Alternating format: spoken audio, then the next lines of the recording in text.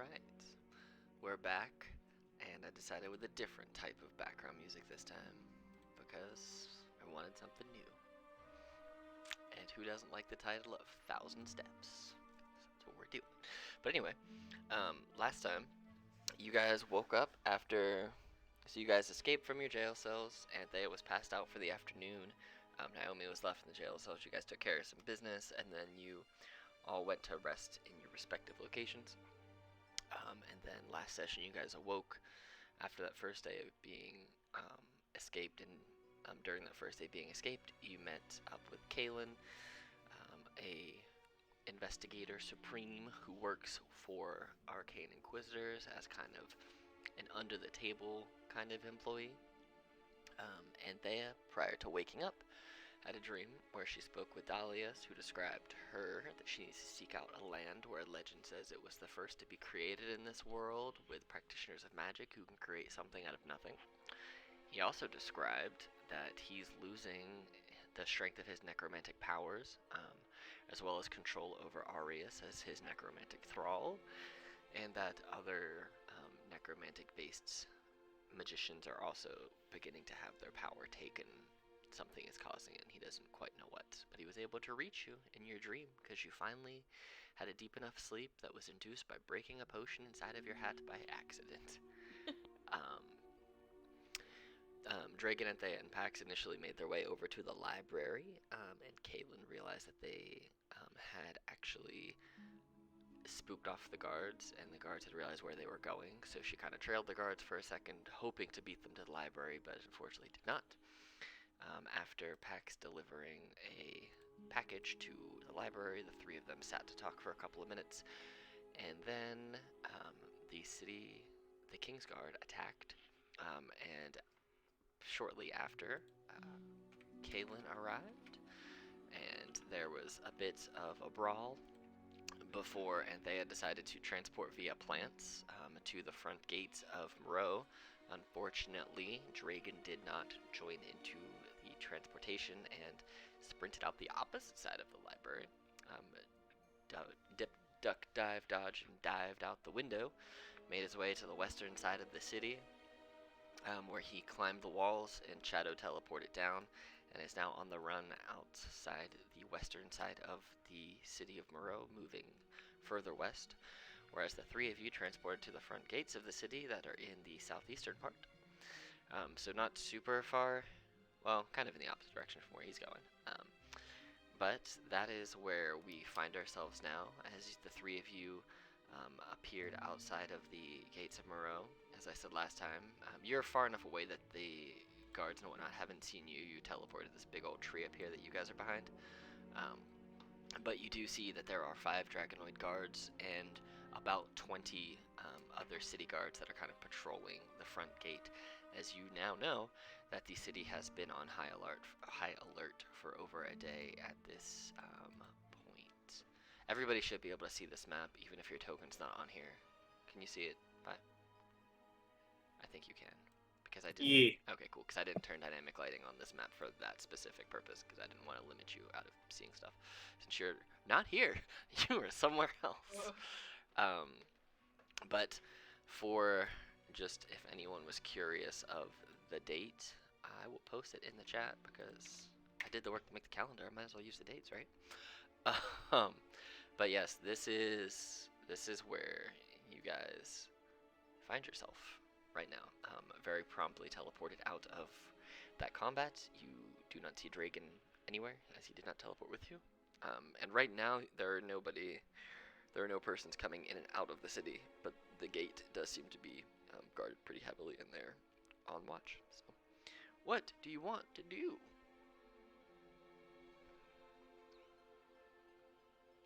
Well, this definitely makes things difficult. Just a little bit. Being a wanted criminal is not so much fun. Why you don't get caught? Did they not teach you anything?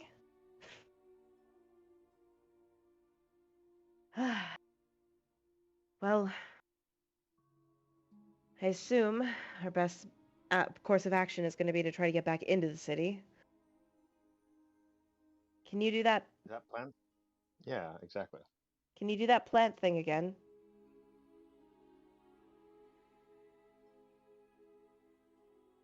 I'd have already used it, and I can only do it once in a while without a bit of rest in between.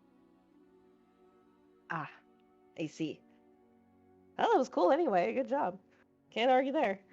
Does work in a pinch, but I am afraid it will be difficult to get back in quickly.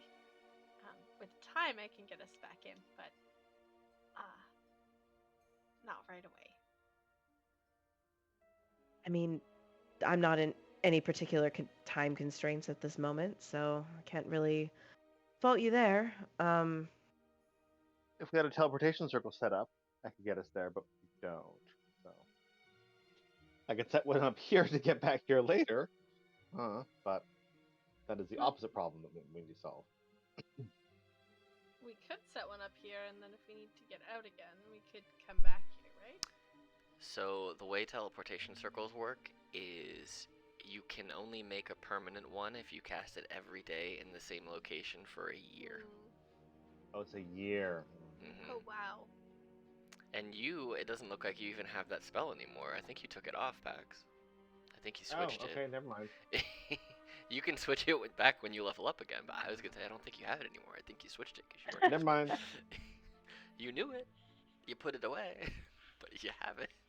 Like, that would be a great spell if I had that today. Right? Exactly. But teleport is the spell that you would want. That you can pretty much just take a slightly educated guess on where you want to be, and you can teleport 10 people to that spot. So you don't need any type of teleportation circle or anything like that. It's helpful, but you don't need one at that point. Well, do either one of you have the ability to disguise yourself? Because if you were my long-lost family members and I was bringing you back into town, that wouldn't be anything inconspicuous. I would, but I haven't had a chance to pick up my disguise self spells from inside town yet. So if you got inside and took this coupon, I could join you with a very convincing disguise. You know that they will be finished tomorrow. Your scrolls will. So. You have one I could dimension door myself and one person back in briefly, but that doesn't help the disguise problem. But that does help the overall problem because I'm not the one who's running around getting wanted. So if you two I could just dimension door you in there, and we could just chill out here. or you two can do whatever magic thing you're describing and go inside, and then I can just walk in. I'm a member of the town. True. Have you been spotted with us, though? If I were to recall everything that I've been through with these guys, do I feel like I'm pretty much in the clear? Go ahead and roll an insight check. Hit me. 19. You definitely know that some of the people you were fighting in the library saw you there involved in the fight. Whether or not they would assume that you're part of them or were just kind of caught up in the crossfire, you didn't stick around long enough to find out. So that would just kind of be up to your judgment one way or the other, whether based on what you would think it would be. You don't know for sure, but they saw you fighting. You can't tell if they think you're with them or if you were just an independent person caught up in a library brawl. Do I know the Townsguard well enough to know if they would all have sending stones because this is just after we teleported. So would I know the Townsguard well enough to know if they would have sending stones to get the information about me to these guys? You know that they do. Not every guard does. There are some, typically like the head of whatever faction is in, whatever head of the unit is there has one, and then they have other ways of getting messages magically to each other. They'll use birds and animal messengers sometimes because they're quicker and they can write out longer pieces of information to transport there. But if they just need to get a quick emergency message to somebody at a certain location, yeah, you know that there's at least normally one sending stone per unit. So Hmm. If I peek my head around the corner, can I just want to see if I can get myself like a percentile idea of like what's the percentage chance of somebody in this conglomerate that's here knowing that I could possibly be part of this. Because I'm an investigator. I would think sure. that I could kind of deduce something like that. Yeah, we'll say, because it's middle of the afternoon, pretty much, and I mean, it's daytime outside, so you can probably see there without much problem. Go ahead and either roll a perception or investigation check, whichever you would prefer. Investigation. 27. Nice. They this group of guards, as of right now, doesn't seem to be acting any particular way other than guards on duty. You literally seconds ago, about a minute ago, appeared where you guys are now, so they might have the information on the way, but it doesn't look like any new information or anything has occurred that has made them change their normal, just kind of patrolling and standing guard behavior. They're not acting like they're on alert other than their normal kind of alertness levels. They haven't been given anything that's spooking them into doing something that they wouldn't normally be doing right now. Okay, one final question, just because I would use this as an advantage if I have to. Is there anybody out there that I see who has attempted to flirt with my mom and failed before? Roll a D100 and we'll say it's a 10% chance. So do you want low or do you want high? Let's go high. All right, so 91 or above, and yes. Ah, No, damn it. There's no one. I mean, you could assume somebody maybe has, but nobody here you immediately recognize as someone who has. Okay, so they could have, but I just wasn't there. Yeah. Okay. It's likely, so I but will you look. don't know. So. All right, I will look to Pax and say, if you two can get in there without getting in there, I'm a civilian. There's a really good probability that they haven't heard about any of my involvement, whether I was just an innocent passerby, whether I was involved, whether I was with you guys. There's a good chance that they haven't figured that out yet. The good news is that if they do, I've got ways around this. So, but I can't protect you guys or help you guys if you guys are with me. So if you can get your guys' selves in there, I can meet up with you. And we can always do it one by one because I also. So, Anthea, can you disguise yourself at all? Could you shapeshift into something really small and be in my pocket, and I'm invisible and then dimension door?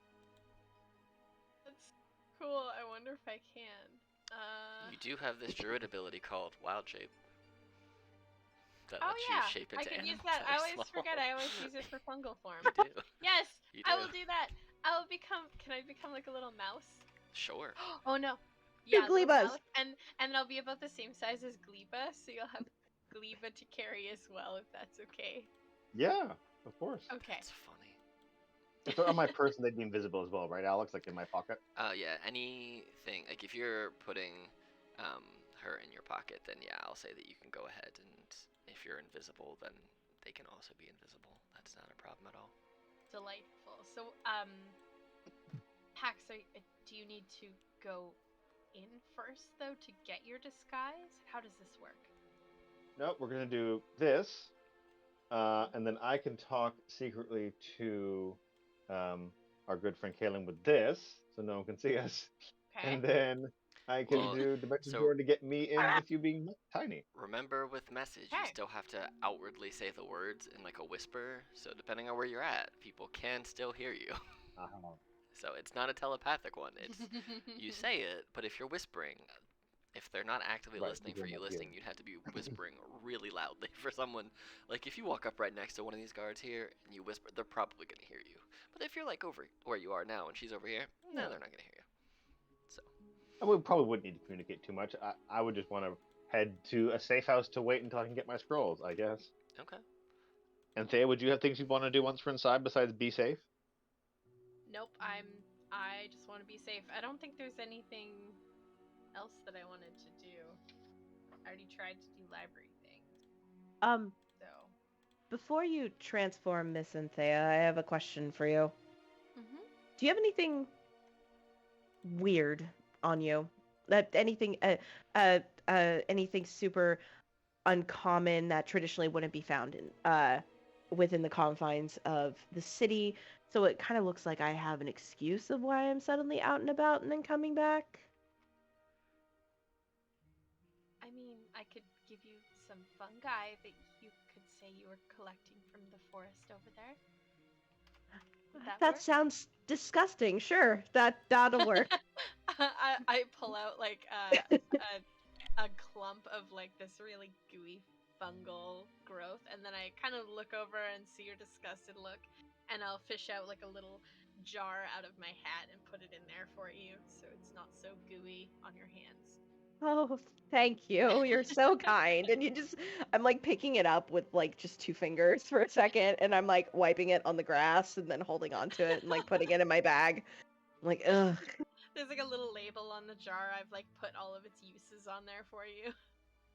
Farmer's market. Perfectly prepared. Yes. Okay. Anything else you need?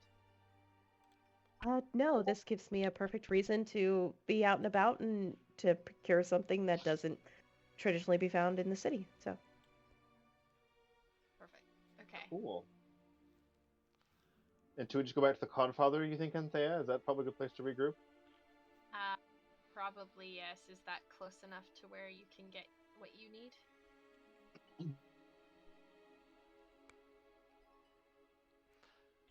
Remember, greater invisibility only lasts 1 minute. Ooh, we have to sneak right in there. That's true. I have to get real fast.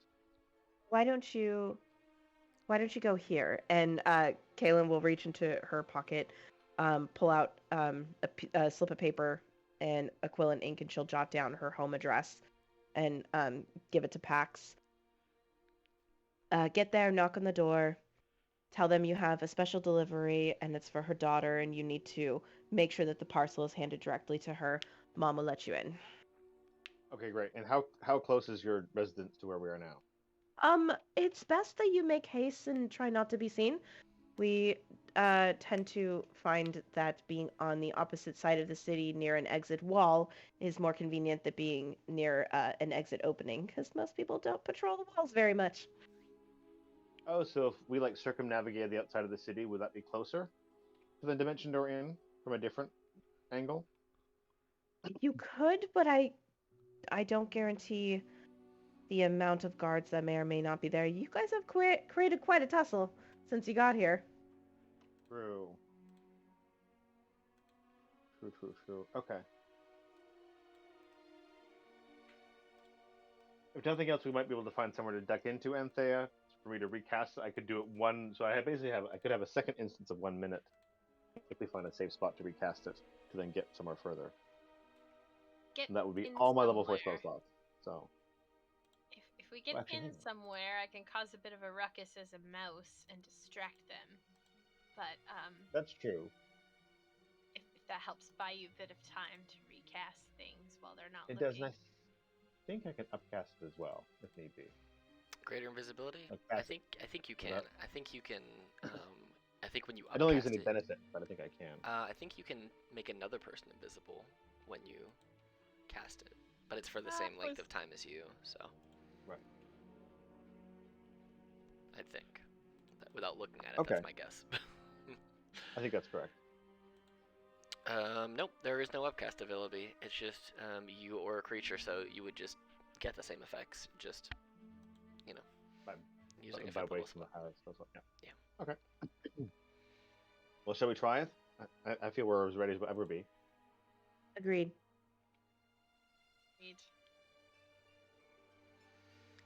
Anthea will shift herself into her wild shape. Into Alright. a little mouse. So you have, I believe it's 5 hours worth of being a mouse. Yeah. So you can be a mouse for a while. The Adventures of Anthea the Mouse. And also Exactly. Gleba. And Gleba, her faithful steed, because I feel like you could ride her.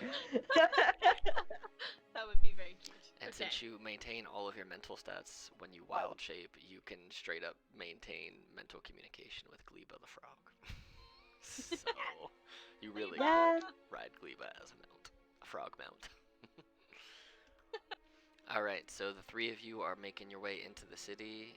Initially, it looks like Anthea is going to be a mouse, turn into Pax's, hop into Pax's pocket, and then you're just going to dimension door 500 feet into the city and then cast greater invisibility on yourself, correct? Yes. Okay, so go ahead and burn the slots that you need to burn for those, and then we'll say that you get, how far are you from here, just because I'm curious to know. So we'll say, just so that you have a closer, you can get a little bit further, we'll say that you guys managed to get up to here without any problem at all, because you guys are just people as of right now, and kind of being sneaky enough. So to here is basically right on the other side of this wall is 100 feet, so basically you get basically four times as far, so 400 additional feet into the city past the gate. And then I'm going to roll a d100, and if it's over 25, you don't land in somebody's house, inside of their house. Oh God! You land in somebody's house. You just appear in somebody's living room, with just a cacophony of sounds as the arcane force just kind of barrels you forward. You land on your feet, no problem. You look around, and there happens to be nobody here right now. So, you catch your breath for a minute. You can go invisible in here if you want, or you can. Yep. Okay. Cool. You go invisible and you take a minute and you dash further into the city.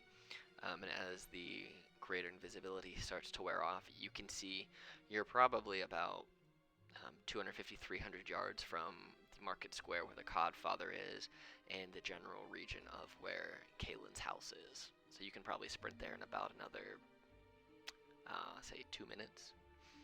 So. Okay, is there somewhere to duck into to quickly do the Batman Superman changeover? Recast? Yeah, you can recast it as one's fading if you would like to.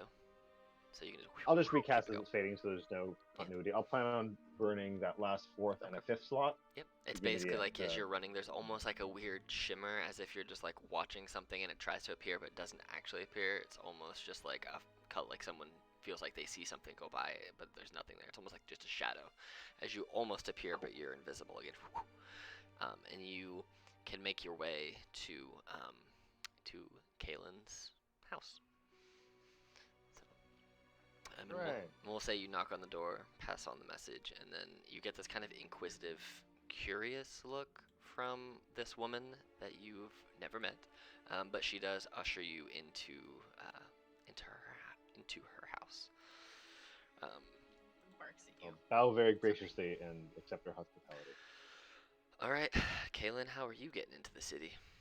Okay, I'm palming my my bow, so my bow collapses into the size of my hand, and then I slip it into an unnoticeable slit in my palm, and it disappears. So I'm unarmed now, and I've got my bottle in my bag, and I'm just gonna walk. I walk out from what looks like the forest, and then I just start making my way inside.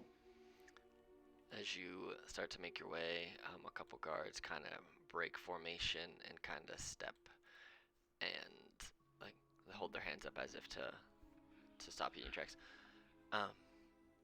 Who are you and why are you coming into our city today?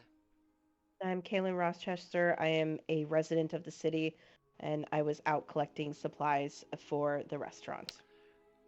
Can we see some identification, please? Sure. And I will reach into my bag and I will pull out my city identification card and hand it to them. All right. And what restaurant is it that you are returning this to?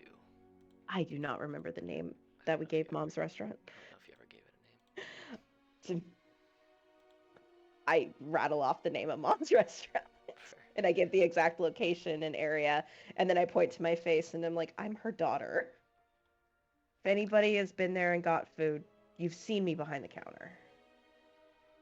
You hear some kind of muttering between some of the guys over here, just kind of like complaining that they tried to take your mother out on a date, but she turned them all down. Mhm. Go ahead and roll a straight d20 luck check. You want it to be under 15. No, over 15. You want it to be over 15. So. Oh, you said under first. All right. Well, let's re-roll and we'll do it differently this time. We'll do it as a d100. You want it to be over 60. Damn it. As you start to, as these guys give you your stuff back and kind of step back into kind of where they are, we'll say you get to about here as you start to kind of walk through, you see, or you hear more so, this guy up here, these walls are kind of set up funky. He's actually kind of standing kind of on the edge, just kind of overlooking stuff.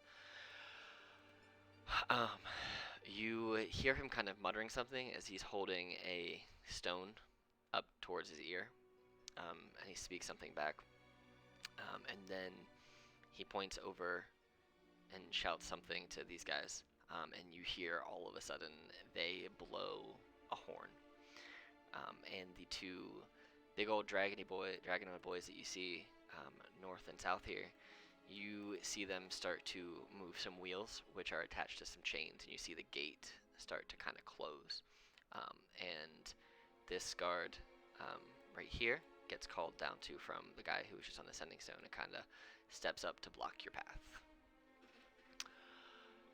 There will be no going into the city for the rest of the day. We have escaped fugitives who have fled the city, so we are putting the city on lockdown. So I'm sorry, you will have to... What? You are not allowed entry into the city today. I just proved all my credentials. I just got frisked. You guys are just rolling up the thing. Okay, first of all, how are you guys going to get back in there? Because you know the shift rotation happens. Second of all, that's not fair. I just went through the entire process and you guys are closing the gate. We're going to be on... It seems like we're going to be pulling all-nighters as well. And you hear all of the guards just get super mad. And then they're just like grumbling and mad that they have to work mandatory overtime and they're not happy about it. But worst comes to worst, we'll just throw down rope ladders and climb the walls ourselves. And switch. Throw me down a rope ladder so I can climb the wall and go inside. No, you can go. Yes. You can go and camp off in the woods. Do I look like I have camping gear and I like give a little spin? I obviously do not have camping gear on me. You see, he shouts up to the guy who called on him. He kind of like shouts up and gives him the hands up in the air, like, "What do you want me to do about this, boss?" As if this guy is just kind of one of the other, like the second in hierarchy here. And the boss goes, "Give her some damn camping gear." Do I know him? No. Do I know that give her some damn camping gear? No. Dang it. He's just a dude, just one of the higher ups for this unit. And the guy who had his arms up just kind of drops him like, "I don't have fucking camping gear." See, if you just let me in, I'd be fine. My mom's expecting the ingredient. God. And I turned to the guys who were muttering about turning down my mom's date. Look, you guys know how good my mom's food is. Imagine if she finally got this ingredient that she's been wanting for years, and now it's going to expire. They just kind of shrug their shoulders, and it's like, "What we can do, man? We're stuck. Sorry." I mean, I'm sure I can stand on one of your shoulders and get over the wall. Like, that is an option here because they're raising the gate. And then, as you say that, the guy who's been talking says, "If you try to break in and you're caught, you will be also thrown in jail, so I do not recommend that. It's one night in the wilderness, you'll be fine. If anything, you can camp near the front of the gate, and you can hang out with us if you want to, but we can't let you in." So. Or you can go camp somewhere else. Like, it's up to you, whatever you want to do, but we can't let anybody pass. No one out, no one in. So. I can't believe you guys don't even get a shift rotation. That sucks. Yeah, well, we'll probably have a couple of days off as a result of it, but you know, whatever. The king's rule is the king's rule. He's been acting kind of douchey lately anyway, so this isn't unexpected. Yeah, I've noticed that. That's super odd. All right, well, I'm going to go see if I can find more of this stuff, and maybe I can keep it for the night. I'll probably be back later.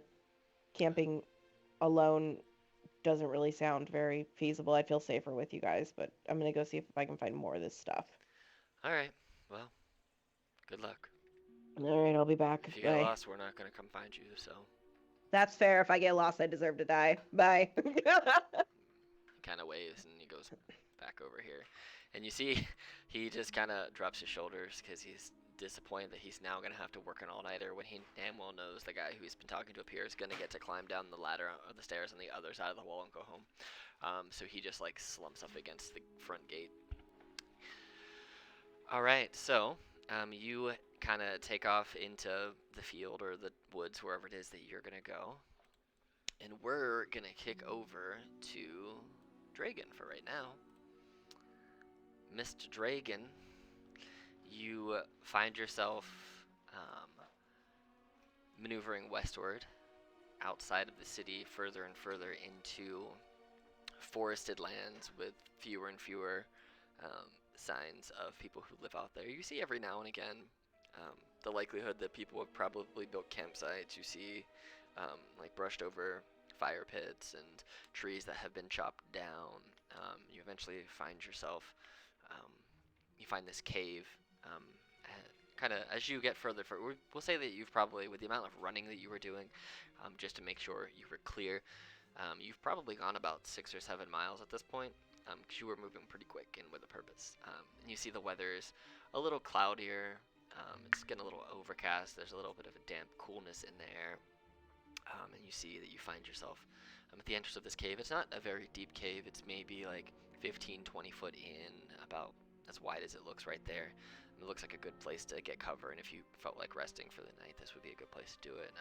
This must have been a place where people have stayed before, as there are a few trees that have been chopped down and turned into just like stumps that people were likely residing on or eating on or something.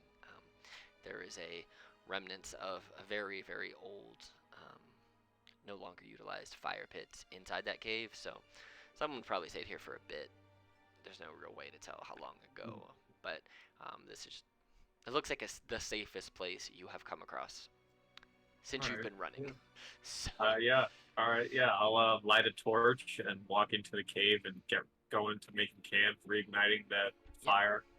yep, you can absolutely do that, no problem. You're able to collect enough stuff, set up a tiny little fire. The fire very much lights up the whole cave, and it's warm. And since it's a very open cave, you don't suffocate on the smoke or anything like that. It just kind of blows its way back out into the open woods.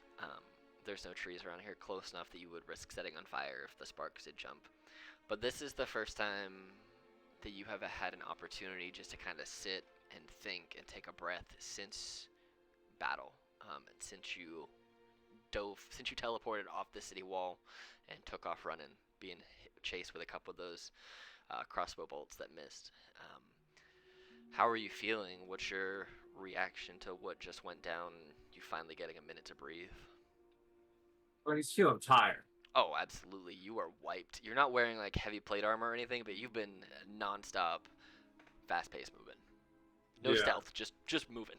Just moving and grooving. And he's already exhausted from the previous night. Oh yeah, you haven't slept in 2 nights, basically. No. He's been awake, so he is tired. Let me put it this way. You have been awake since you stayed up half the night, I believe, writing in the journal after you got back from the Shadowfell, and you stayed at Naomi's sister's house. That's the last time you slept. You've gone to jail, escaped from jail, ran, stayed awake, found out the avatars were your daughters, gotten in the whole situation you guys were in on about 4 hours worth of sleep in about a day and a half to 2 days. Like, it's been a busy couple days.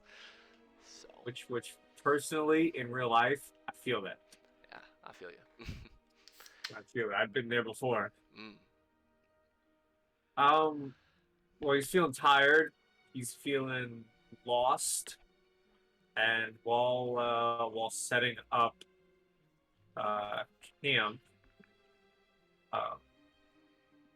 he's just gonna pull out some of the notes he has, specifically the journal of the journal he took off of the person in the Shadowfell. Mm-hmm. and the interplanar travel notes and begin going over them. And reading because I don't remember ever fully reading everything. So this downtime that he has is going to be spent to make what's the word I'm looking for? Connections? No. Yeah, I guess make connections or make sense. I couldn't think of the word sense.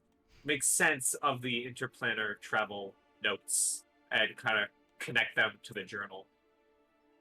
Okay.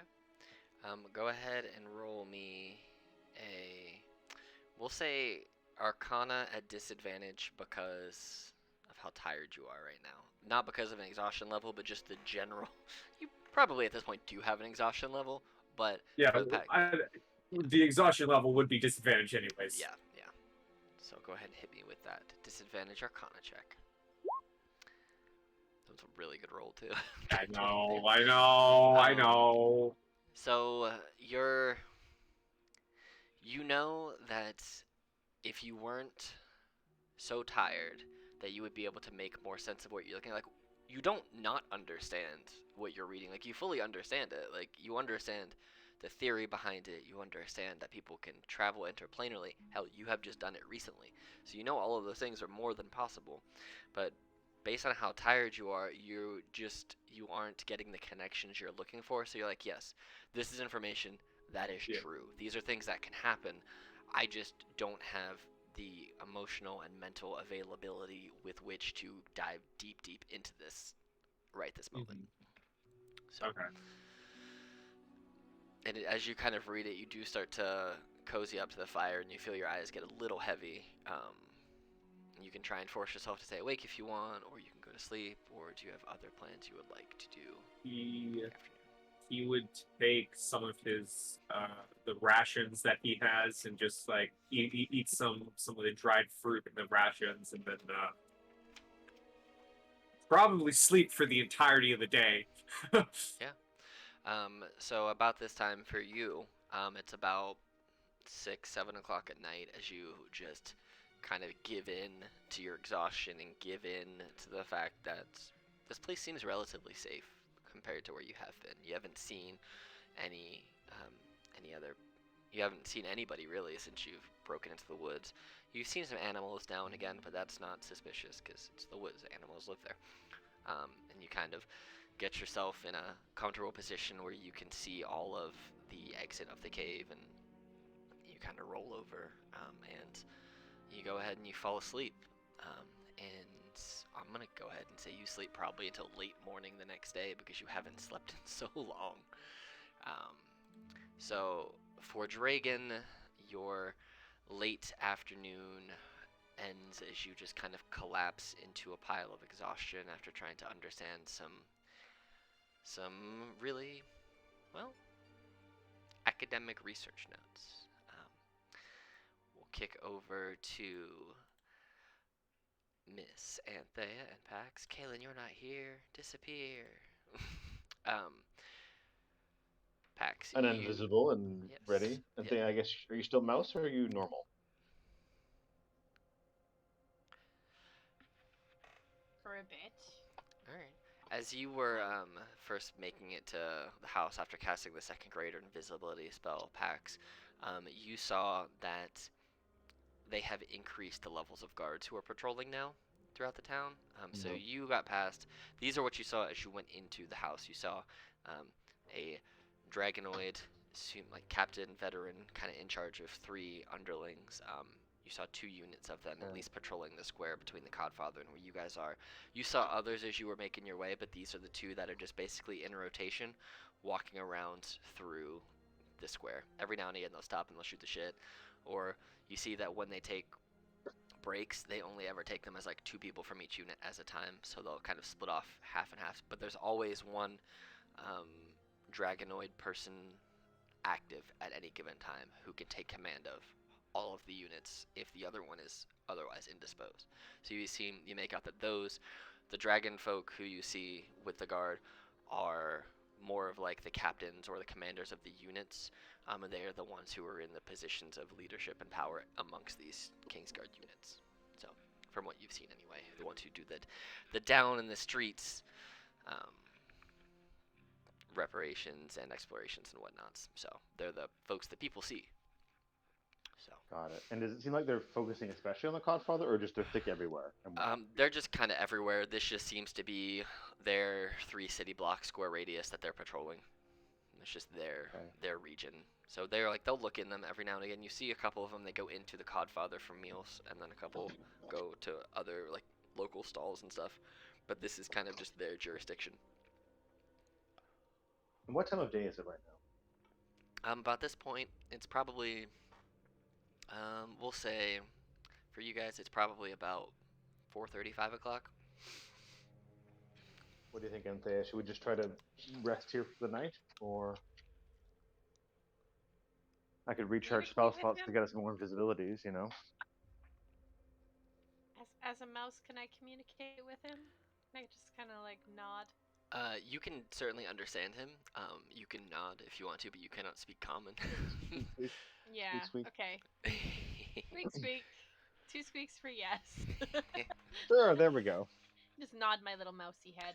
I'll just be louder. Do you want to? Yeah. I like to imagine that because you maintain your mental status in wild shape, that if you were given a writing utensil, you could write as a mouse. Oh, that's so cute. I'd like that. We can do it. If you want to write as a mouse, you can certainly write. It'll be painstaking, but I will try. Yeah, because the pen is almost as big as you. So. I mean, I could just use like my mousy little paws and kind of point towards the building and nod. True. Yes, I will mime. So as you guys are led into the Rochester residence with Kaylin's mother, you see that she kind of hurries you into one of the guest rooms that's kind of out of the way, and she goes back to because this is a busy restaurant after all. She directs you back to like the bedrooms and the residence part of the restaurant, and she is a very busy woman who seems to be able to do many tasks by herself. It looks like she could probably use some help, and Kaylin likely helps out. Is what you could put together, but she's able to run this whole restaurant by herself. And for the majority of the evening, she is out running the restaurant, tending to her guests, tending to her work. She cooks, she cleans up, she serves, she checks people out. Like, this is a very busy, very like organized, well put together restaurant owner who knows everything about what they need to do to make this business successful. She comes back in kind of like a lull in the dinner rush when the whole restaurant is seated and everyone's eating. She kind of takes a quick 5 to 10 minute break and excuses herself back to where you guys are and brings you guys some dinner. And then says, well, I am gonna be busy all night long. I don't know if Kaylin will be back or not. She does her thing. She comes back when she feels like it. But she better not get lost or be offering up more dates for me to other people. Otherwise, make yourselves at home. Any friends of Kaylin is welcome. So, don't break anything and don't cause me any problems that you will regret.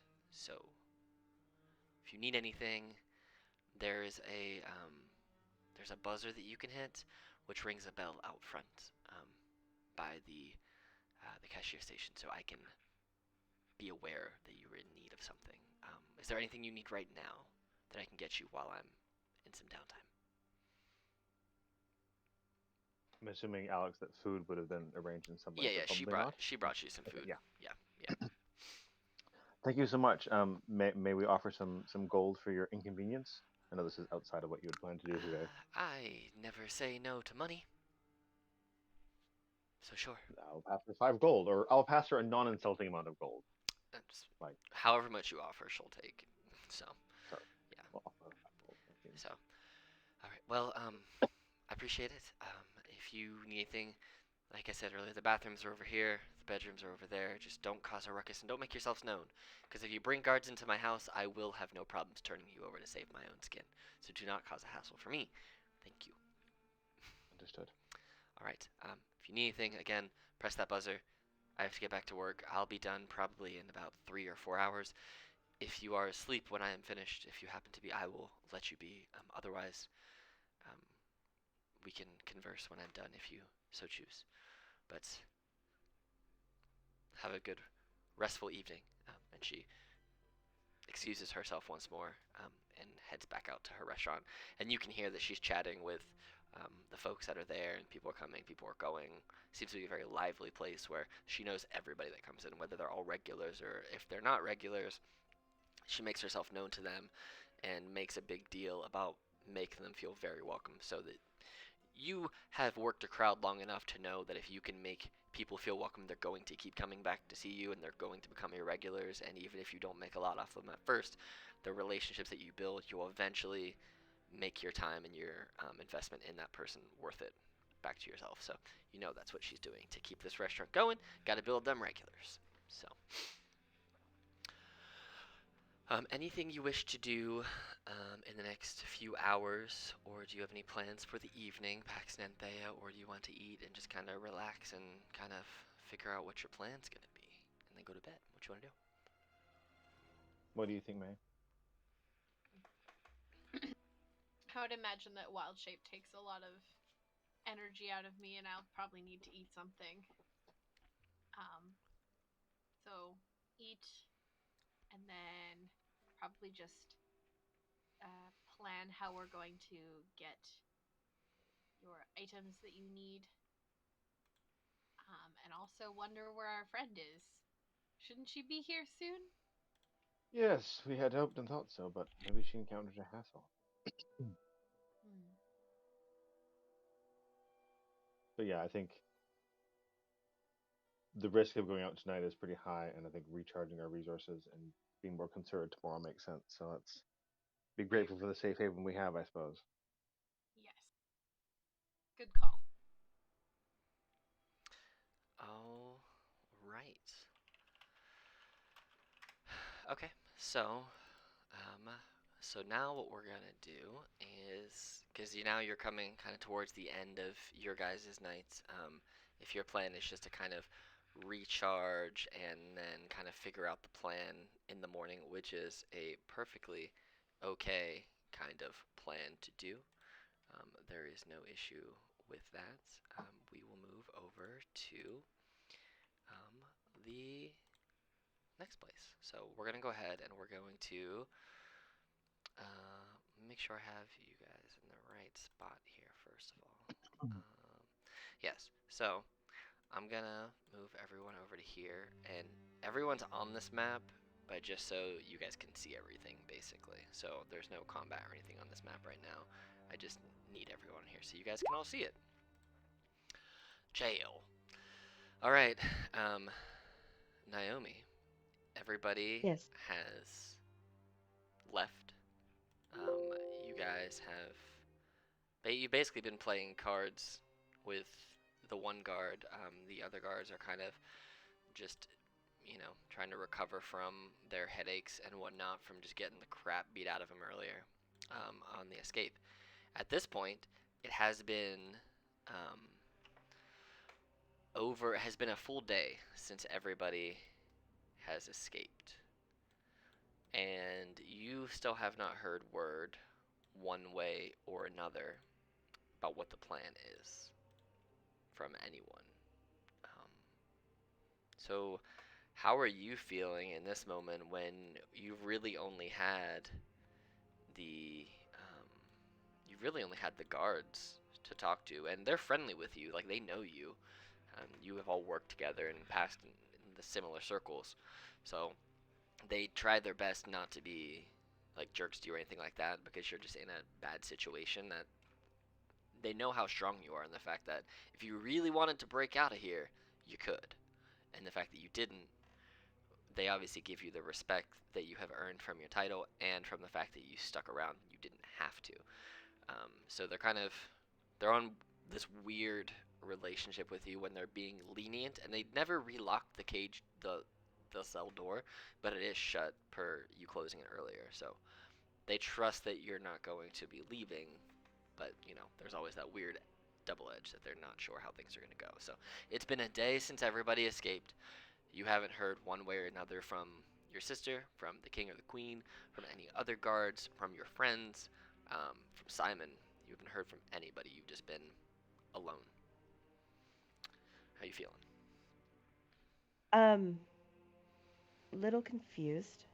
Um, this is not like the king, but I can't argue with his ruling. He is right. I failed in my mission, and I guess I deserve whatever punishment he feels is adequate. Though I shouldn't question, but I do question if my life is worth that. I was never given any particular reason of why she was so important, but it was just a catch and deliver. It wasn't anything that should have been this frantic causing, and apparently here I am gonna lose my head here soon because of it. So, a mix of remorse for not being able to do the job that I was assigned, but doubting the king, which is a weird feeling. Okay. I was just trying to push that in the back of my mind at this point. As you feel this, like, doubt towards the king, your normal strength and your normal magical abilities they feel a little bit weaker than they have felt before.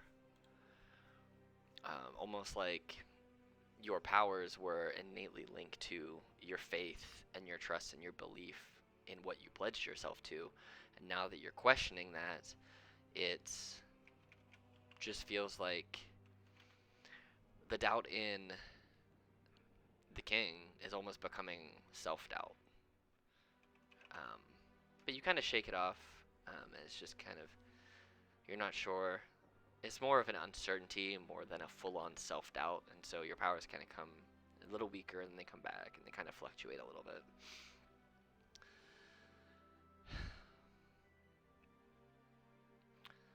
And you see that after that first day of the guards being on tiptoes with you, this one doesn't really play cards with you too much anymore. He kind of just backs off into more of guardly duties.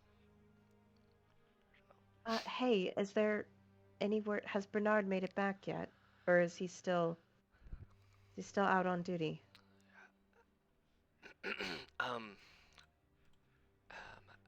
No, ma'am. We haven't heard one way or the other. I was just curious if he was ever going to come home. I know missions can take a while, but he's been gone for some time, and I just miss my brother. That's all. He's been gone for quite some time. From what I've heard, he's been gone for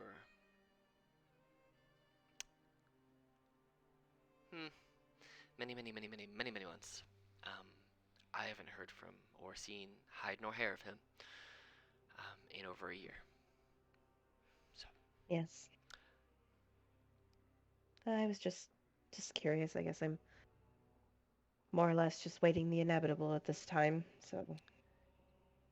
You've seen your brother within the year, so this doesn't really make sense as to why this guard says he hasn't heard or seen hide or hair of Bernard in over a year. But you're sure you've seen your brother in the past year. You sat down and had dinner with him. Yes, the last time. That doesn't make sense unless you weren't in the barracks when he came to visit. I saw him a few months back. We all had dinner. What do you mean you didn't see him? Did he not come by? He normally says hi to all the guards. Friendly fellow he is. Sir Bernard has been out of the city for over a year. Ma'am, I don't know what to tell you. Maybe you're misremembering time. I've heard you've traveled between planes, and I've heard that can sometimes do funny things to time. I don't understand quite so much. I've never tried any of those things, nor do I really have any interest in it myself. But I don't. Maybe your travels have just kind of mixed up some time in your head. But no, he has not been in Moreau in over a year. I can say with confidence. Surely you're mistaken. Hey, you! And I'll yell to one of the other guards, and my "hey, you" is just a little bit more firm than I mean it to be. You see that he was kind of slouching, kind of eating soup, and he just, without hesitation, just kind of snaps up out of a reaction into like a sitting straight position, like he's waiting for a command. And then he looks over and he kind of shakes it off, like, "What the hell? She's the prisoner, not my boss." And walks over, he's like, "What? What do you want?" When was the last time that that you saw Sir Bernard? I mean, I don't know. I don't necessarily run in the same circles as Bernard too often, but I mean, over a year probably.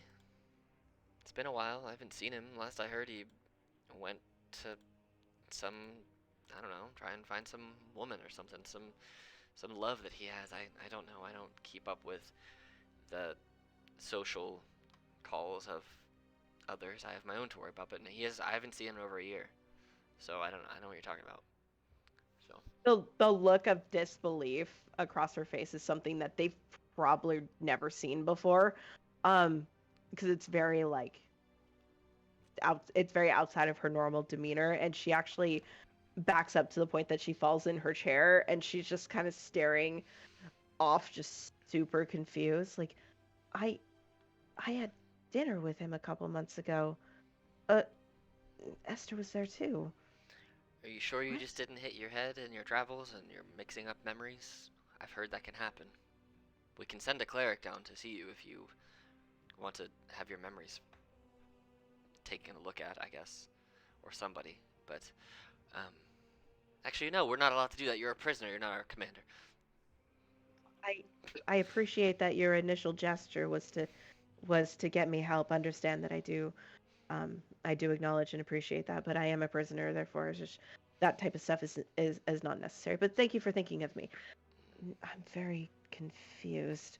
And she just starts to kind of just softly talk to herself about the last time he was in town.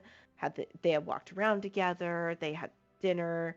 Um, they had dinner. They had breakfast. You know, him with their nephew, like just all the things. So she just kind of starts like reminiscing to herself in the seat, just a little, very very obviously taken back by what they said. Okay. And as you kind of sit and kind of focus yourself there, I want to do this because I think this will be neat. Um, you kind of sit there for as you're thinking. You kind of see the sun start to pass, and you hopefully it switched Oh, properly, nighttime. and it's the sun starts to fall. Oh, shiny. Mm. As Lame in my chair. you're in my chair, chair. As you looking for one thing I need here. Where is it? Oh, it's over here. Yes. Where's what I want? I lost it. I need the thing I need. Screw it. We're doing it this way. All right. So as you kind of sit there and you just spend the rest of the evening kind of thinking to yourself, these guards go back to what they're doing. You see a shift change happens, and the night crew, who you've met twice now, um, come and take over. You see that they kind of take rotations, sleeping 2 on, 2 off for like every couple hours. Um, but as that comes to the evening, we're gonna kick up here to this other little market that we have up here. Um, Ooh. right. And I couldn't find the music that I wanted, so we're gonna do this one. So Fizz, um, you are sitting in this market stall, kind of just kind of tinkering away. Um, and as you're tinkering away, you someone that you recognize very much so. A little older, um, as far as halflings are concerned, um, with this big, thick, gray beard, kind of comes out and sits down beside you, um, right here. I don't think I have any halfling tokens, so we're just gonna go with that one. And sits down beside you, and goes, "Well, Fizz, how you doing, my son?" Business has been good, father. What are you working on?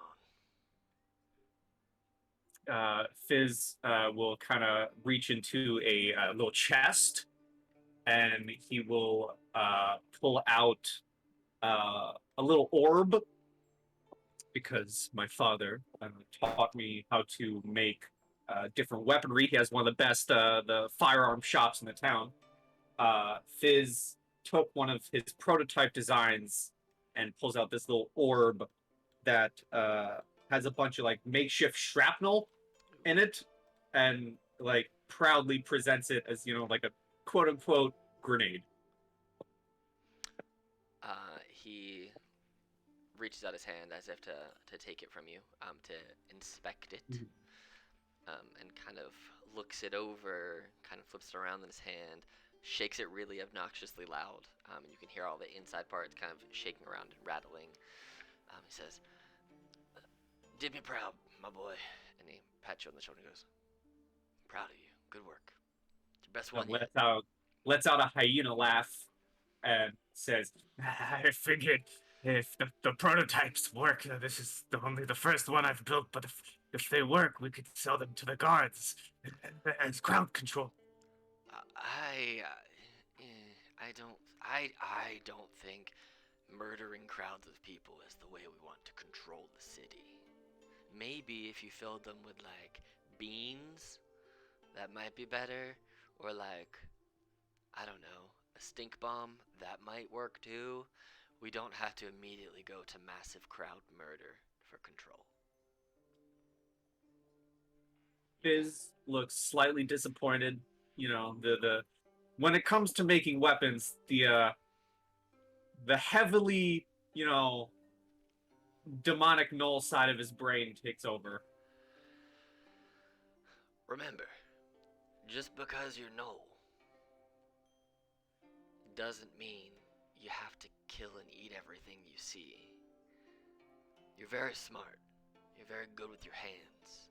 Don't ever let anyone tell you otherwise, and you don't need to kill everyone to prove that point. Restraint is the key to success. Remember that always. I will. I'll make one. I'll make one better next time. Speaking of making stuff, I've been working on a little something that I wanted to give you as kind of a gift. Um, I know I've been teaching you a lot of things, but I decided that I was gonna make you something special because I figured you're probably gonna be leaving home soon. Um, you know, every child's got to go into the world and become a man at some point, and I think you're coming up on that time.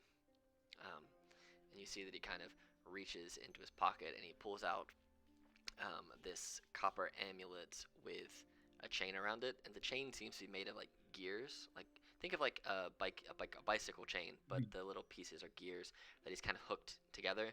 And this thing, for him, it would be like the size of a belt. But he's a halfling and you're a gnoll, so you are like 4 times this man's size. So he holds this thing up and goes, lean down here, son. I can't reach. You're too tall. Leans down. And he goes, ugh, ugh, and hefts this thing, which looks like it should have been too big to fit in his pocket, but you know that his pockets are magically enchanted, basically pockets of holding, that can hold more than they should be able to hold, similar to Anthea's hat, but of pockets on pants. And he puts this big old copper amulet around your neck, and it looks like a clock. And you can, as you kind of listen, you hear it just ticking, like a little clock. Um, I've I've managed to infuse this with some of my innate halfling luck. So, you know how sometimes when I make something it looks like it's gonna explode, and I'm able to just kinda not make it explode and kill us all? It's a really nice thing to be able to just do. Um, so I infused some of that in a way, to the best of my ability, into this amulet for you. So whenever you're out on your own, if things are about to go awry, you can think of me and it'll activate. Now, you can only do it once a day, but it's still better than nothing. And mechanically, he has built and given to you a clockwork amulet as a gift from father to son. Hell yeah, boy. Alright, well, I'm gonna go to bed, but feel free to stay up. Just make sure you clean up. And I look forward to seeing what you do in the future, but make sure you go to bed and get a good night's rest soon. Yes, yes. I will. Alright. Anything you wish to do for the evening as the sun is starting to kind of set?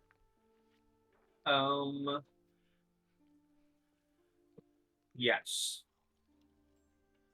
Fizz from the market stall is going to take out, um, is going to find like a piece of, like a nice big piece of like wood, like for a sign, Mm-hmm. and is going to grab some like excess gunpowder Mm-hmm. and begin burning a name into the sign. Okay.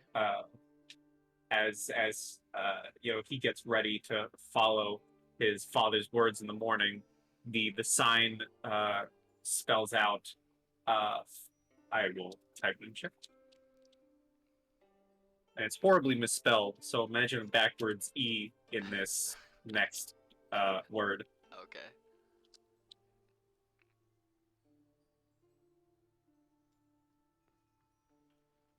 So this is what it says on the sign with backwards E's and horribly spelled. Fitz is mobile mercante.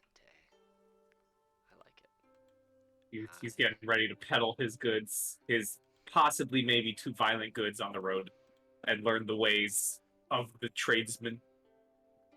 Okay.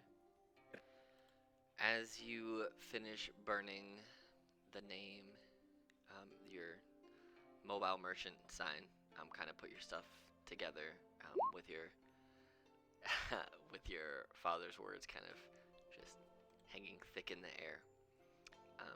We're gonna go back out to the gate out here because Kaylin, as you have eventually made camp, kind of off in the distance a little bit, you probably not more than a quarter to a half mile outside of town because you know what kind of things and people wander the night this far out. And if you don't need to get into a scuffle where you're actively fighting for your life, you're not going to do that. That's just dumb. you like to be alive. Yeah, I would actually stay close-ish to the guard area. Okay, you can put yourself wherever you want to put Like yourself. in the like they would see a firelight and probably know it's me, but not close enough to be like forcibly engaging in conversation. Okay. Yeah, they'll as they kind of do like their night rounds, they'll just come over, check on you, see how you're doing, make sure everything's cool with you, and then maybe shoot the shit for a quick minute, and then head on back to their post. And they said, if you need anything, we'll be here all night. Feel free to come on over if you want to play cards or gamble or just not be bored. If you can't sleep, come find us. We'll be here. Appreciate it. If the gates are open in the morning and I'm not awake, would somebody come throw a rock at me? Because I really need to go check on my mom. Yeah, sure, we can do that. Absolutely no problem. Appreciate it. You'll probably hear the gates. They're not quiet, as you know from them going down. That's true. Yeah. Anyway, have a good night. And he walks back to the rest of his crew. I'm just gonna put you over by this tree, just because. I feel like it's a Hello, good spot. tree. Hello, tree. So, as night kind of fades and you see the light pollution from the city kind of start to dim a little bit. Like you can see a lot of the stars in the sky, even with your fire there. You see the pollution start to fade down, and the general white noise of the city has kind of dulled to a slow hum. It's still there, but it's not as loud as it is during the day, and the night sounds start to kind of pick up around you. You hear the insects of the night. You see the flashes of lightning bugs. There's the word. And you hear owls and bats kind of doing their thing. Kind of out of nowhere, as the sound kind of dims, a loud message erupts throughout the entirety of Moreau, and you see a giant face appear over the city, almost like it's being projected up there from multiple different locations. Everybody in the city can see this. Everybody for up to a quarter of a mile outside of the city can see this. Anthea and Pax, you guys hear it as the sound barrels through the windows of the Rochester home. Fizz, you hear it as you're finishing up making the signs for your mobile merchant. Everyone those who are in the city, you can kind of see people kind of sticking their head out their windows, out the doors, kind of walking out to the streets to see what the crap's going on. And you see this giant face projected over the entirety of the city. This face is the whole city holds 5 million people, so the city's huge, and this you can see from every angle out to a quarter of a mile, like I said. So that is how big this is. It's absolutely ginormous. It's not the king. It's not a person that any of you have ever seen before. You can't really make out any facial features as there's a hood pulled deep over their face, and the person seems to be kind of bent over and hunched, and they look like they're probably elderly, but you can't really make out a lot of the features other than they're very hunched over and their hood's pulled real low, and they look small in their frame. And a crotchety voice kind of comes out of this giant projected head, and head and shoulders and whatnot. Come all to bear witness to the results of failure when under the king's command. Tomorrow afternoon, the 27th of Rec, Naomi Hall will be publicly stripped of all titles, responsibilities, and her head. You hear him just start coughing, and you see they wipe their mouth, and you can kind of see some droplets of blood or liquid coming off of their hand. You can't really tell quite which. As a show of, the intolerance of failure under his king's command, your attendance in person is requested, but there will be a large magical projection as the one you see right now, covering the city for all in the region to see if you cannot make it in. Have a good evening, and we're excited to see you tomorrow. The projection fades. And you all, those in the city, you hear lots of talking between everyone who's out in the city, whose heads are popped out the windows, out the doors. People are kind of confused. This type of projection and these types of things that are being shown publicly like this is normally reserved for big festivals, or for like knighting like the new commander of the military, or the new commander of the Kingsguard, or making more knights, or a king or a queen taking power, or the birth of a royal, or some big national event. And so for something such as the capital punishment of a prisoner to be projected in such a way that gives off the feel that it is of national great importance, whatever this failure was that Naomi was not successful at completing, whatever that task was. So if anything, it's a lot of confusion, because this is not normal. They're not normally when there is any type of punishment or capital offenses that are taken the route of death, they are normally more localized and more private and not broadcast in such a way. So this is definitely abnormal. Kaylin, you've never seen anything like this before, and you've lived here your whole life, basically. And Thea and Pax, you don't know if this is normal or not, but Mrs. Rochester or Miss Rochester tells you this is in fact abnormal, and then Fizz, you've never seen this either. Like I said, you've only seen it, the projections of the things that I previously described. So, how do you guys all feel about those things? What's going through your heads? And I will say, Naomi, you also hear it in jail, as do all of the guard that are in jail with you.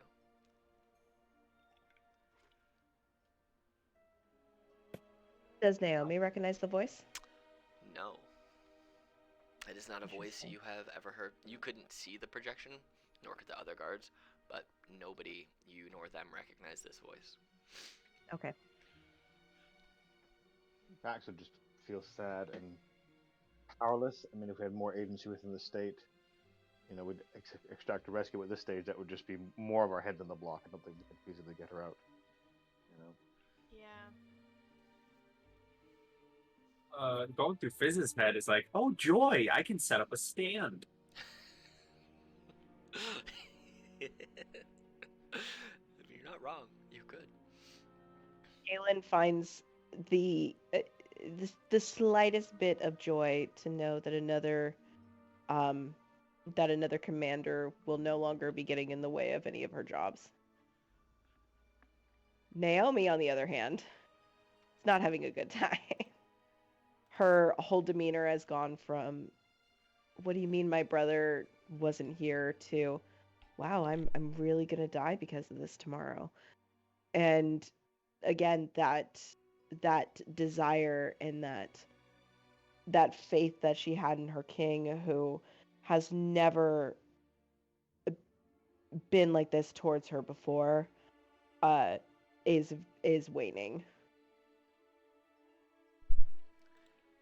The more that your confidence in your king wanes, you feel your physical strength doesn't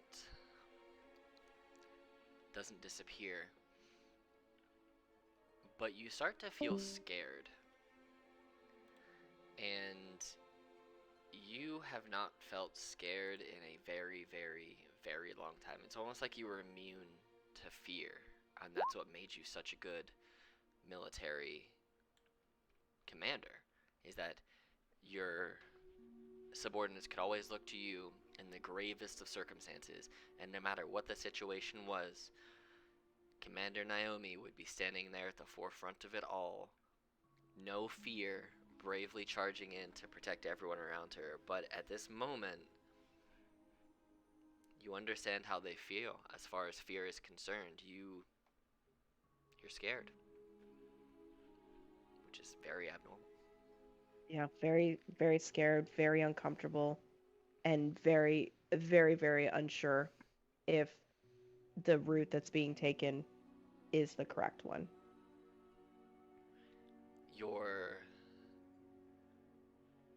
As you've been talking with the guards that are there, kind of communicating with you respectfully, as much as guards can be with their prisoner, and for the reverence they have for you, you've always been able to tell kind of their presence, whether it's that of like an evil or a good or more of like a neutral presence. And you could tell between the guards that have switched, some are more evil than others, some are a lot more good than the others. It really just depends on which one you're talking to. But that sense of being able to divine what their nature is, good, evil, neutrality, that seems to be fading as you're kind of staring at the person who you know to be like, this person feels like their aura almost feels like a warm, welcoming hug to you. It's just fading away. That feeling to sense their intentions, their personas, their auras, it's just kind of fading. You're losing that ability to divine some of those things from those people. It's just all kind of on top of what you foresee is going to be happening. Your own powers seem to be waning away from you. The more that she feels that, the more she internally starts to panic. So it actually starts just progressively getting worse. Yeah, your hands, which you can normally, like any kind of cuts or bruises or scrapes or injuries that you get normally, you can kind of place your hands over the injury site and kind of resuscitate it and bring it back to its normal state, or as close to normal as you can get it. You feel that capability is being lost. You feel that you can no longer pull out the healing capabilities that you had. There's just a lot going on, and a lot of things that have been normal for you for so long are disappearing. Just one after the other, after the other, after the other. This is not good. Mhm. And as it continues to get darker and darker, the guards in the jail with you kind of withdraw a little bit from you. They're still cordial with you and whatnot. But for the first time since everybody escaped and you've been here alone, they lock the cell door and they hang the key on the far end of the jail. And they do not approach you for the rest of the night. They leave you in the cell, alone, locked, for the entirety of the night. As night comes and everyone finds rest, whether it's peaceful, restful, mind racing, a lot of unsureness about what tomorrow is going to bring based on the very large, very public announcement that has happened not too long ago. We're going to go ahead and we're going to take a break, let's say till 1:45. So. All right. Break time. All right. So night passes, morning comes. Kaylin, as the sun rises, one of the guards comes over, taps you on the shoulder, and says, "Hey, gate's open." And you see the gate opening, and he walks back over, and you see at this point, quite the crowd has amassed outside of the gate.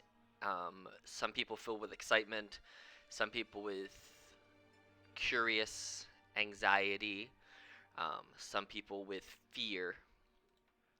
It really just depends on who you're watching, who you're talking to. But there are a lot of people who are coming in to watch this. They're coming in to see this beheading live in person, and they want to know what's gonna happen.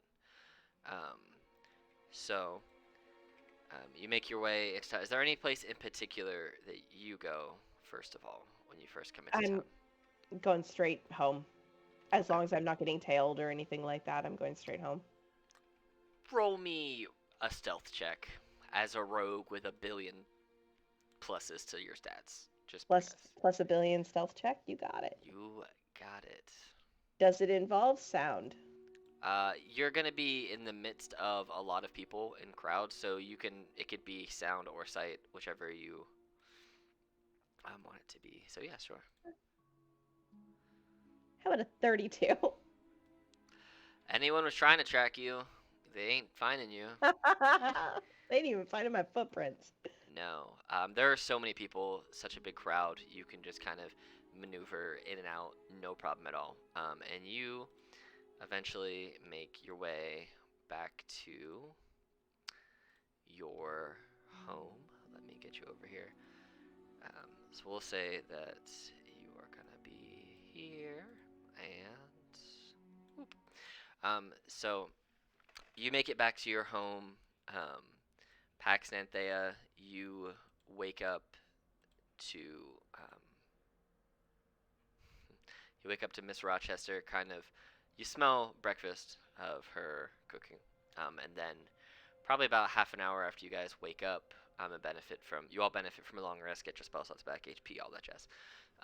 You hear the door open and close quite quickly, and you see Kaylin appears in the living room. The restaurant has not been open today. It seems to be one of those that she'll open for like lunch, like late lunch kind of time, and then stay open till the later evening hours, and have maybe a siesta in the middle of the day. Nice. Um, but yeah, so Kaylin appears as your mother's making breakfast, and Paxton and Thea are up as well as Gleba. And do you have Iggy the tree with you?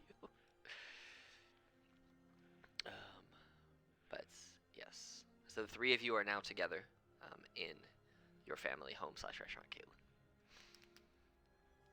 Hey, sorry I'm late. Are you okay? I'm like rubbing the sleep from my eyes. We thought you'd come back in the night. I thought so too, but it kind of they got a little bit more uppity over you guys than I had originally anticipated. So they ended up actually closing the gate on me, so I had to sleep outside. I kind of had one of two choices. It was either sneak in and hide out here until they decided to lift the gate and then try to play it off as if I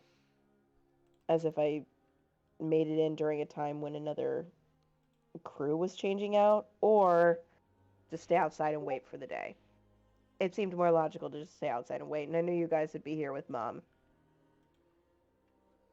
Well, thank you for offering us a safe place to stay. It was a little bit scary with all the guards around.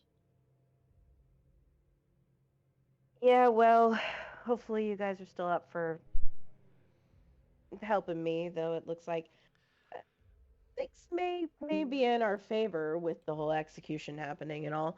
Um, that means most of the guards are going to be there, so getting to the king, if he's not actually present at the execution, that could be a little easier. Hope so.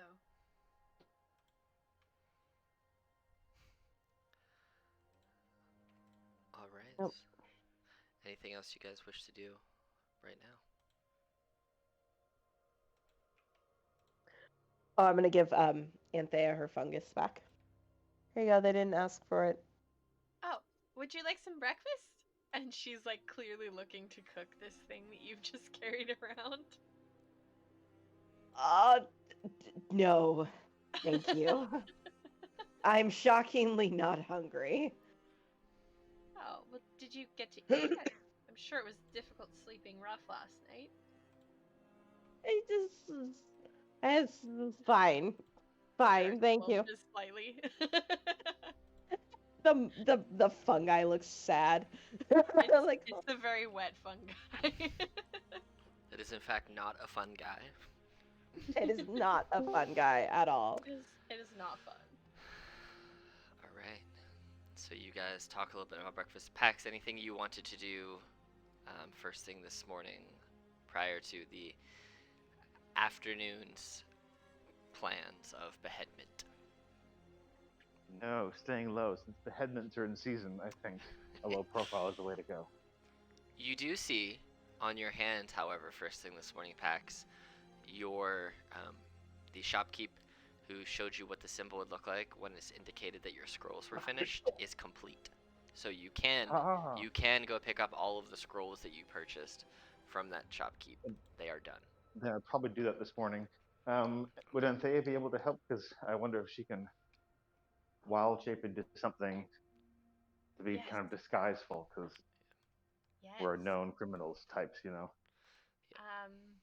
I'll say that as far as like guards are concerned, there's half the number kind of patrolling as what there were yesterday, just based on putting two and two together and what Kaylin said about most of the guards probably going to be at the ceremony, that they are still having some guards take their job and take their duty, but it's just the ones who drew the short straw who are still patrolling the town looking for everyone else. But they don't seem, just from like looking out the window at them, they don't seem to be as interested in looking for you guys particularly at this moment, as they're more of like waiting to see what's going to happen at the ceremony. And Kaylin, when you came in, the 25 guards that were out front, about half of them came into the city with you and proceeded with the rest of the crowd. As you left them, they were sticking with the crowd, following the crowd to the city center. Because you imagine there's going to be a huge influx of people, and they're going to want to make sure they have the appropriate amount of folks available to control the crowd to kind of move them where they need to move, and they're going to need a lot of their forces to do that. So. Yeah. It's going to be a huge spectacle. never had something like this happen before. I don't know what you guys know about the area, but executions, A, traditionally aren't done in public, and B, if they are done in public, it's a statement piece, but it's not a grand gesture like the big old floating moronic head said last night.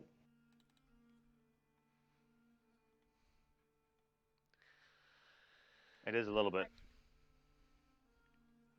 Thought it was a bit dramatic, but I maybe thought that that was just how things were done here until your mother told us otherwise. Yeah, things have been weird. Hence, hence my new job, and hopefully you guys helping me out with it is I was able to get you guys a little bit of protection from last night, so hopefully you do me a solid and help me out too. Of course. Great. Take your word for it. We are a most helpful crew, and we're not, under threat of being captured or beheaded. Yeah, no promises if that'll be a thing. But stick with me. Play it smart. You got your get out of jail free card. It seems like with that poofy magical door thing that you can do, and she's got a poofy magical door thing that she can do. So it sounds like get in, kill the king, get out. Shouldn't be an issue. Casual regicide. Yeah. Don't worry about it. No big. Fine. All right. So what is your guys' plan for the rest of the morning leading up to the event? Just so I know. I would do my morning errand. We can figure that out or roll it or whatever. But other than that, You That's can it for me. basically make your way over there. You don't have to burn any spell slots or anything like that. You can make your way over there. You owe them 400 gold pieces based on what you had already paid, and then you get 2 scrolls of Alter Self, and you can make your way back to the Rochester residence. And then if you guys wish to make your way towards the event, you can do that. Or if there's somewhere else you wish to go, you just gotta let me know where you're trying to go. I would like to use my informants around town and and gather as much information as I can of how many guards are still at the castle. Is the king still there? Did he just send an entourage to watch, or is he attending as well? And then if he is attending, uh, what are some of the passages that are less known and less traveled and maybe secret, that we could use to get into the castle? And then on top of that, if he is not and he's there present, where's he going to be, and maybe get like a layout map of the execution and like the executioner, the prisoner's location, where the execution's going to be, where the king's going to sit, and get kind of like basically just collect intel on the setup of everything. Luckily, I have a map prepared with all that information already on it. You Which know I me. will flip you over to that when it is time appropriate. But Ooh. you do know that the king is going to be there, the king and the queen and his personal lieutenant, and numerous guards are going to be in attendance at the event. You know there will still be some guards at the castle, but they're just mainly the entrance and exit guards. They seem to mainly just be making sure the castle doesn't get robbed from the citizens and from people who are coming in from outside of town. But they have locked the front gates to the castle. All of the entrances that you know about seem to lead into different parts of the castle that you would use if you're trying to infiltrate for like an informational gathering spots. They go in more like the servants' quarters, into the kitchens, into the great hall, not towards like bedrooms or dungeons or vaults. More of the this is the employee entrance to exit, but ones that are maybe less utilized. Those are the ones that you use whenever you happen to have to go in there, try and get out of it, get in and out. And as far as guards, you know there's going to be a lot of them at the town where the event's going to be taking place. It's going to be taking place in a portion of the city which is You've heard they're clearing out one of the markets, or they're at least pushing everything back.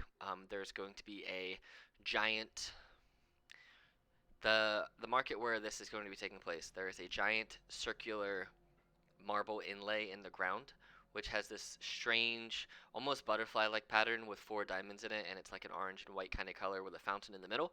And they have set up the guillotine just on the northernmost diamond of that inlay. So it's a very beautiful place where you're going to be where Naomi is going to be beheaded. And there is a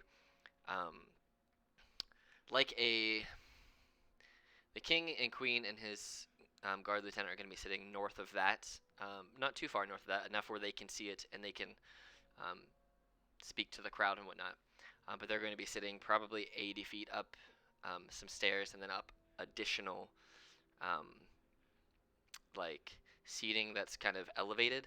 Because whenever there's like big shows that are in town or big like world-renowned performances that come here, because this is like the nicest part to do things like that out in the open, they can sit above everyone and watch down from there. And you know that they are typically, to get up there, you either have to have already been up there before, or you have to magically teleport your way up there. And it is always risky to do open teleportation with the king. But you know, there are many guards that have been up there. There depends on the job. You can get up there no problem if you really, really wanted to. You just have to do it publicly or know somebody. But while you guys get all that, and I assume make your way towards where the king's gonna be, since you're talking about regicide, and that's in the same place as where the beheading's gonna go, I'm assuming you guys are going there.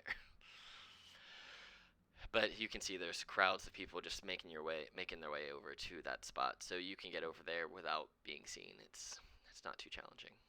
But Cool. we're gonna kick over to where Fizz is.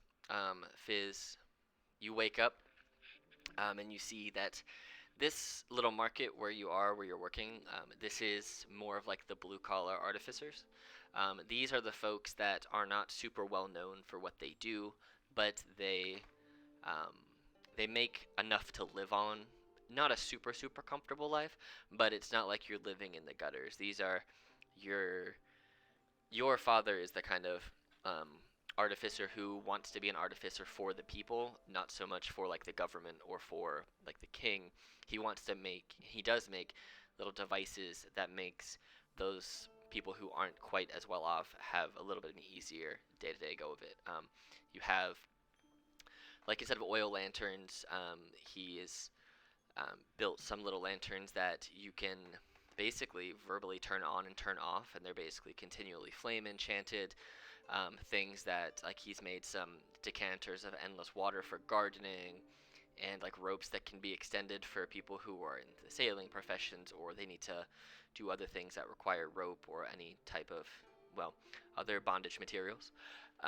He makes, and you make, Right, sir. yes, and you make materials for those that want to have magical artifacts in their life but aren't the most well off, and they're more of, like I said, for those blue collar workers who are not super rich, but everyone deserves nice stuff. So where you are, the artificers that you work with, these are the kind of artificer. You're just kind of you're kind of different in that you really like things that blow up, which is counterproductive most times. But I also, to appease my father, occasionally some of my prototypes do happen to be things that help the people. It's like 90% kaboom, and, well, okay, more like 95% kaboom, and then the other 5% is like, all right, I'll help you guys type of creation. You have a very large following in the firework game, and it's mainly teenagers who like to prank people, but you are like their go-to for fireworks. I am that one shop from Harry Potter. Yeah. I sell to the George Weasleys. Is that Fizzband? No, that's the book, not the thing. It's something like that. Yeah. Yeah, I'm the illegal fireworks dealer. Yeah, you are the fireworks dealer who also sells other. You also sell and make candy. You have gotten lucky but unlucky for some of your customers sometimes that you have enchanted some things with the help of your father that have cursed some people into. Well, you basically made every flavored beans, but there's no good flavor. Fireworks? Fireworks and every flavored beans. And there's no good flavor in the beans. They're all bad flavors. Okay, I thought you were going to say every flavored fireworks. I mean, some of your fireworks have scents to them that aren't gunpowder. You have like mint fireworks. People like to do it for potpourri, but they like the potpourri with a bang. You provide that.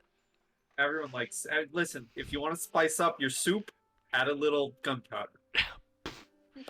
Um, but you wake up to some hustle and bustle from the other artificers in your little colony here. Um, you have artificers of all different walks of life. You have your father, who's a halfling, yourself, who's no. You have a couple humans. You have some elves. You got a lot of gnomes around here because gnomes are inherently magical tinkerers. But they all kind of work together to try and do things. I mean, you see that lots of different people are like setting up a little mobile carts, little shops to sell off some of their wares at what's going to be a giant event. Just like you, they don't care what's happening. It's a business opportunity to sell stuff. And, so and come morning, Fizz is going to grab basically a handful of some of his own prototypes. Will they work? Who knows? That's why they're called prototypes.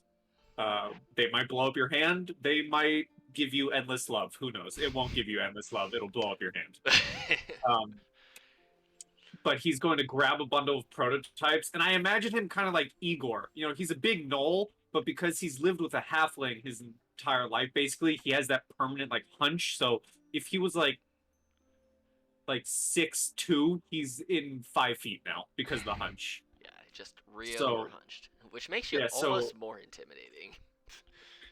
So he's Igoring his way with a giant bundle of prototypes and maybe a few pieces of wood to write down the shop and like set up a tiny little stall close to where the execution is happening. Like he's joining the other artificers. I imagine in this moment, Fizz is like that one kid who's like, the mom always says, all right, you have to invite your younger brother. That Fizz is the younger brother to all these other artificers. Yeah. And the thing is, not all the artificers dislike you. The gnomes get a kick out of it when you sell people fireworks and they blow up. They think that's absolutely hilarious. It's the people who don't live forever and don't have large constitution, like humans, who get sick of your crap real quick because, you know, they're not gonna live for hundreds of years, so they gotta make haste on the stuff they're doing. You're just blowing stuff up down the street. I'm sure my father had to apologize and repay someone for their destroyed stall once or twice. A week. Yes, he did. But all in all, it's a community where people care about the success of each other and kind of keep each other. Like when you mess up, everybody will tell you you've messed up, but they're also the first to teach you how to, you know, be better because you're not necessarily as good as they are, Artivice, but they understand that it's not in your nature to be that, and you are a lot better off than you were when you were first brought here from the den. So, you know. Yeah, so, and Fizz in his mind, he even has the perfect tag for the shop at this event. 25% off execution deal today only. Well, there you go. All right, so you make your way with the other artificers into this main area of where this event's going to be happening, and as you kind of arrive, there are... head off the prices. As you arrive, you see there are thousands of people in this square.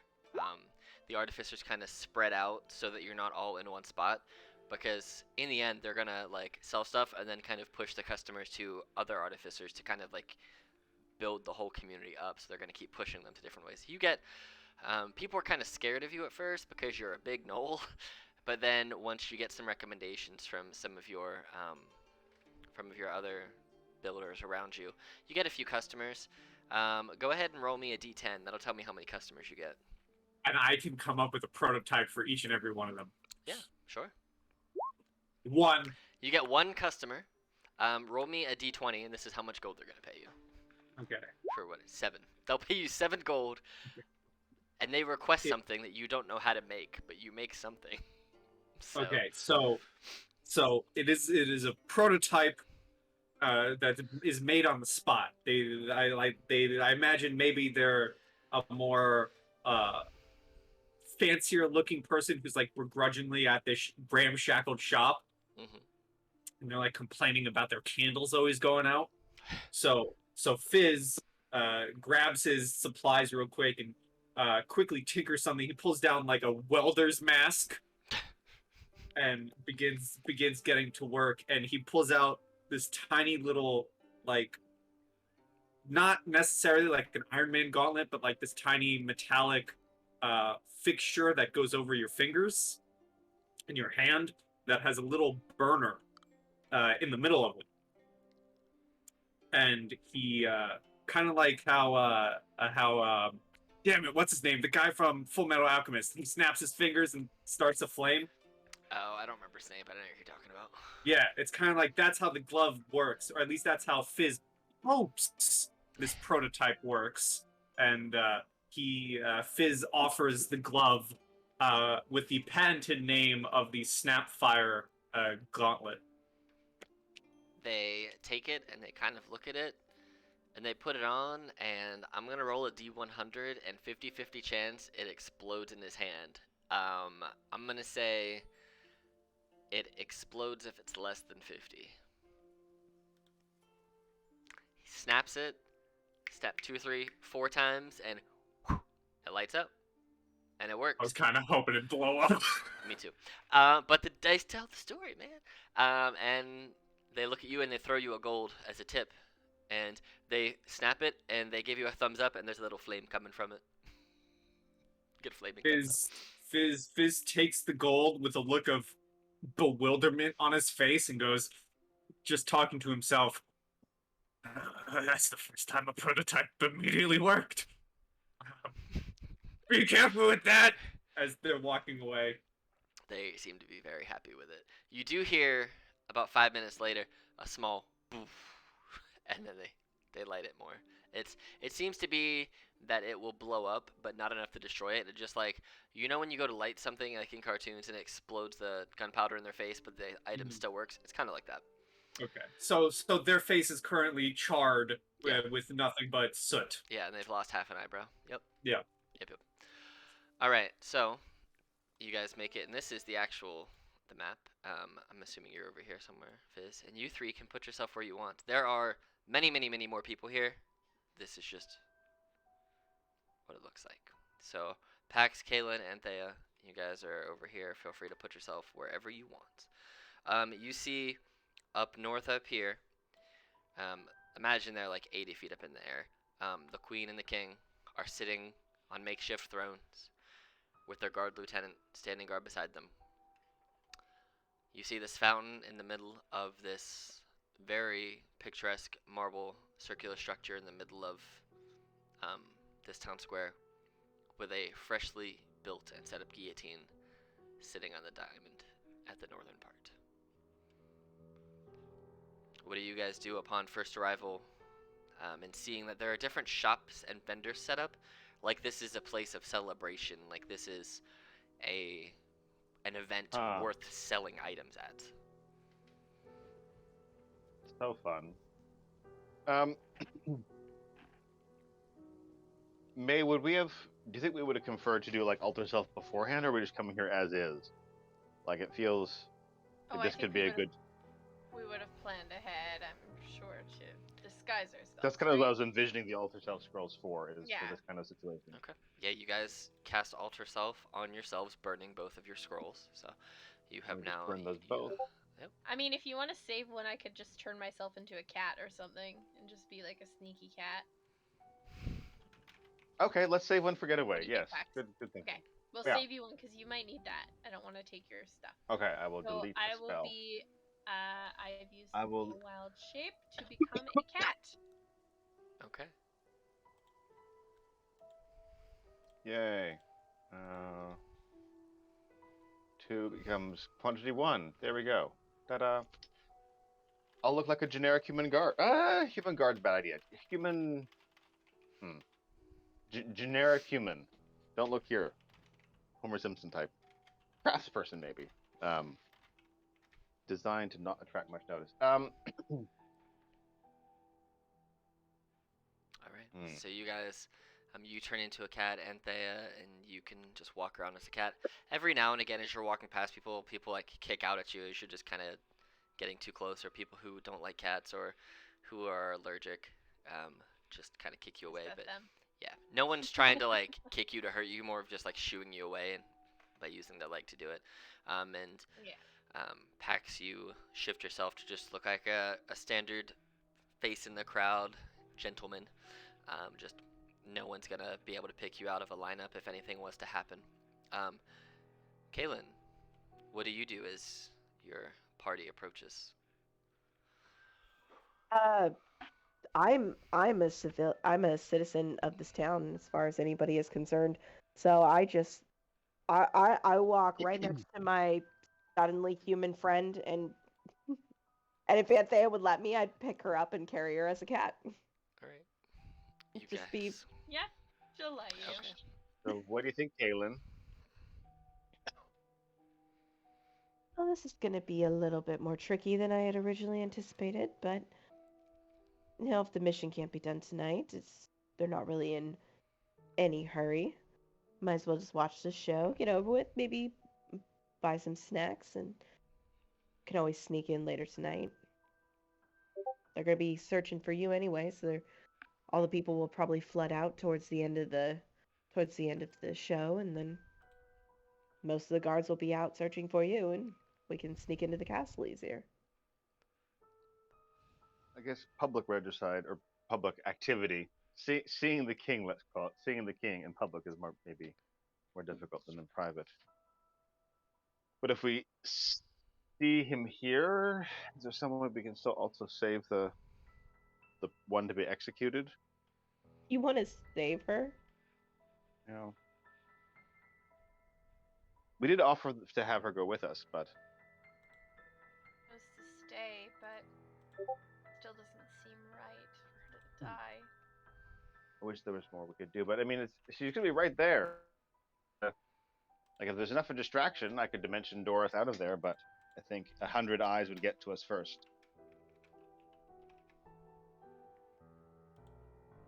It's just another spoiled, Oh. prissy guard. What is it to you?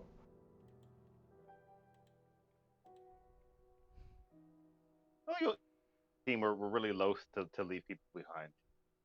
We'd do the same for you. You know, that's that's how that's how we accomplish great tasks. That we are small of skill ourselves.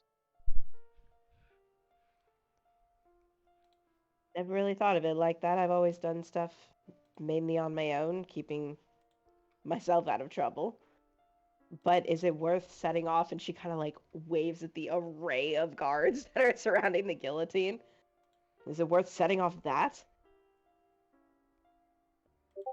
It would probably be futile. It seems. Still, I lament the nearly possible because it's just so near to our touch.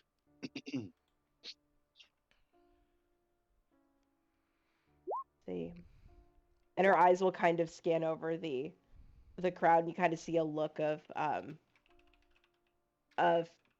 like analyzing everything over her face, and her eyes kind of shift from the crowd to the guards to the king and queen uh to the lieutenant to the scene around, and she kind of gives a little bit of a wince, and she looks over at human Pax and says, if you are wanting to try it, you would need to get in, grab her, get out. You look like this. Very generic man. There's a good chance they wouldn't know it's you. Mm-hmm. I also worry that if we rescued her, she wouldn't raise the alarm since she refused to escape with us if her morals would prevent her from taking even this Hail Mary. Kitty, what do you think? Here's your iPad. Or here, we can step under the stall like after you talk to the cat. Cat Cat will attempt to use pause to draw a sad face. Aw. Feeling sad about the situation. Like, I don't want to jeopardize our plan, but it's so close. Anthea, Pax, roll me Arcana checks, please. Okie doke.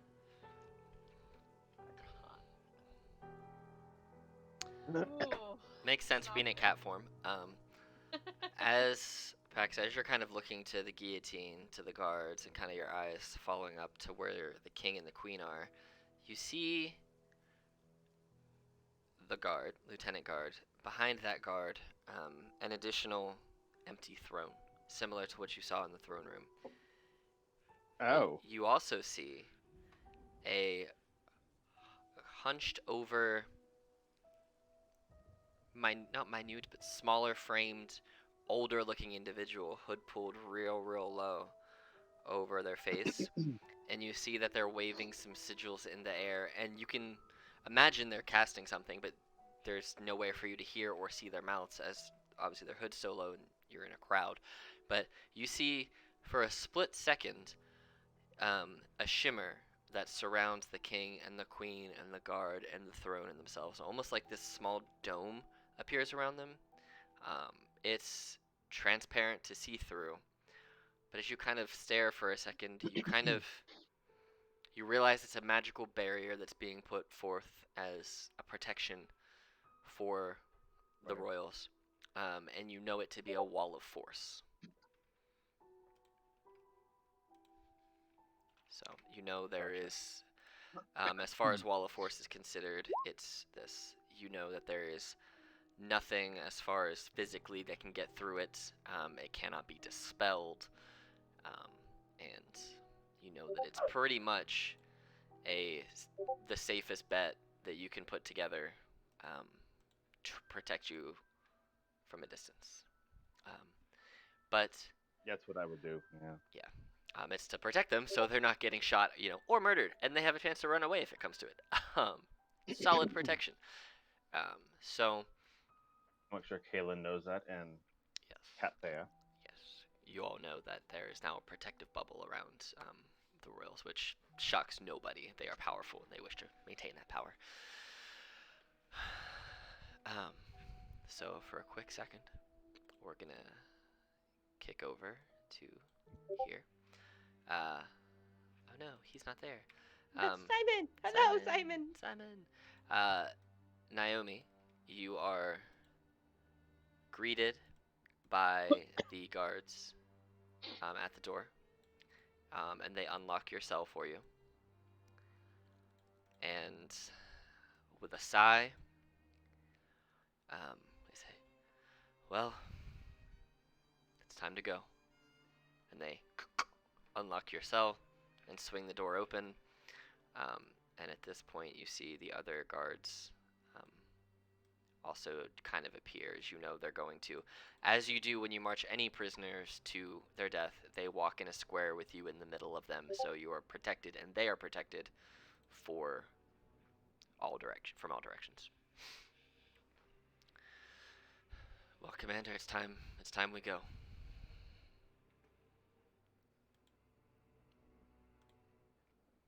Before I go,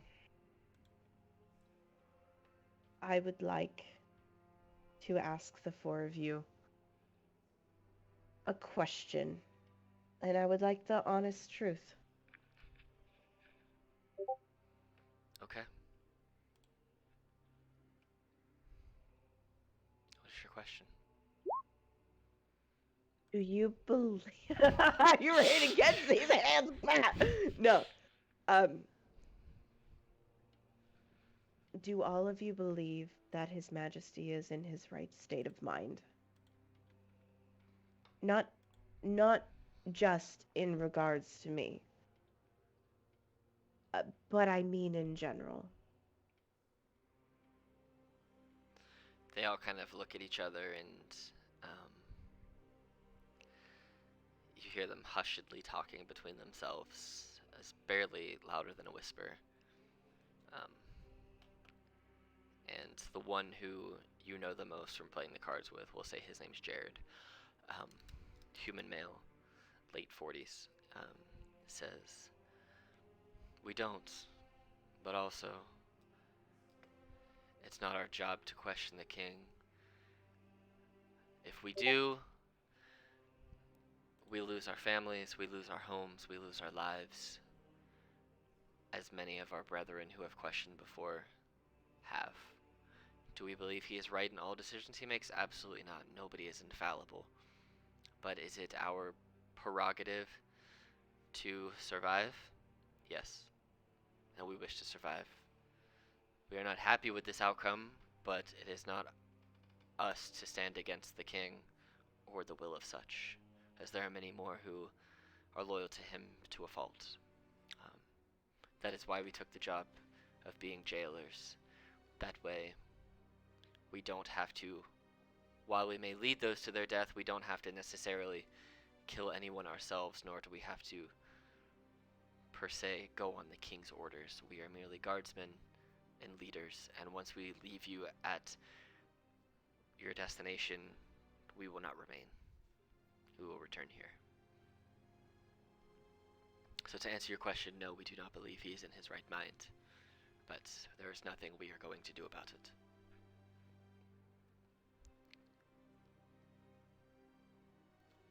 So you do this job, this duty, because you fear for your own well-being if you chose to do something against it. Correct.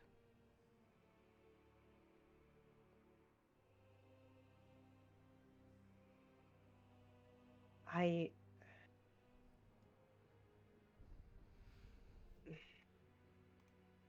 right, I will go.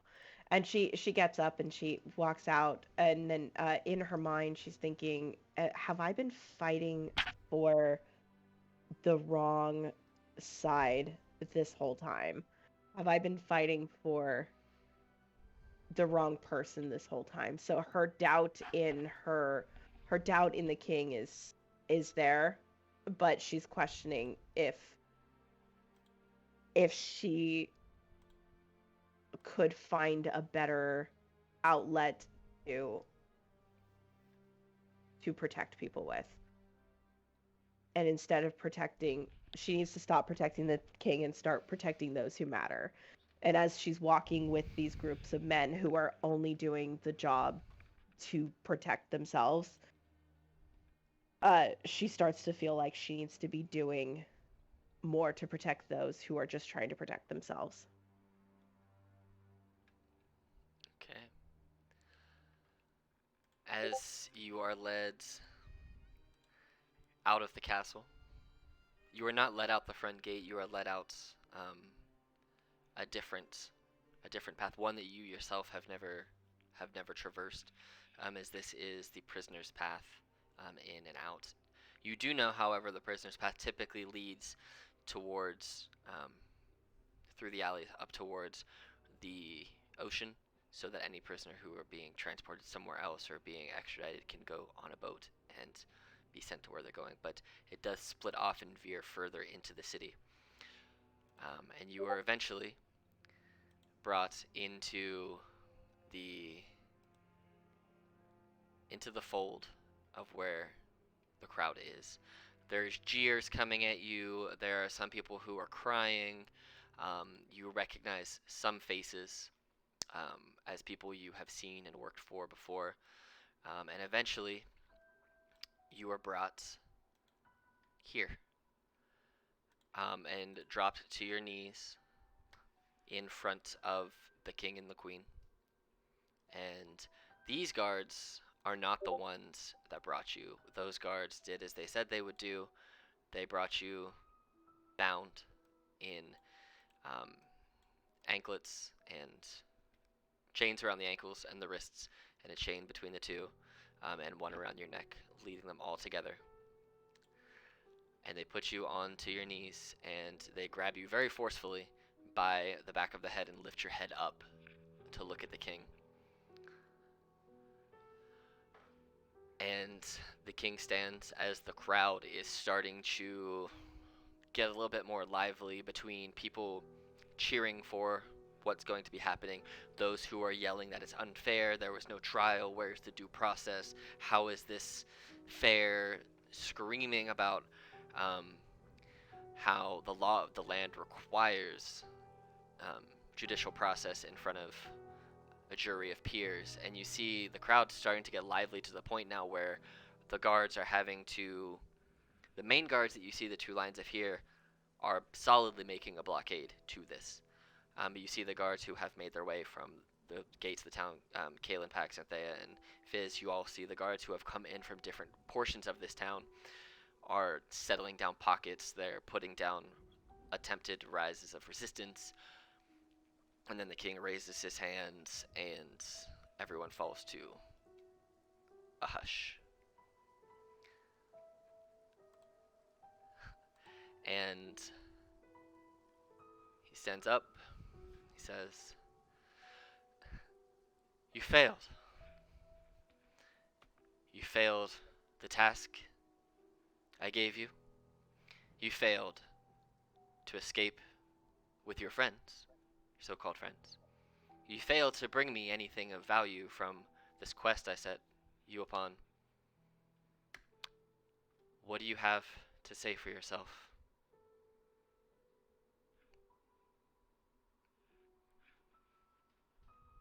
I brought you many things. I brought you knowledge. I brought you witnesses. I brought back people who were also trapped. I may not have brought back the single thing that you asked for, but I brought back many, many things to prove my due diligence and my loyalty. They are all within your possession.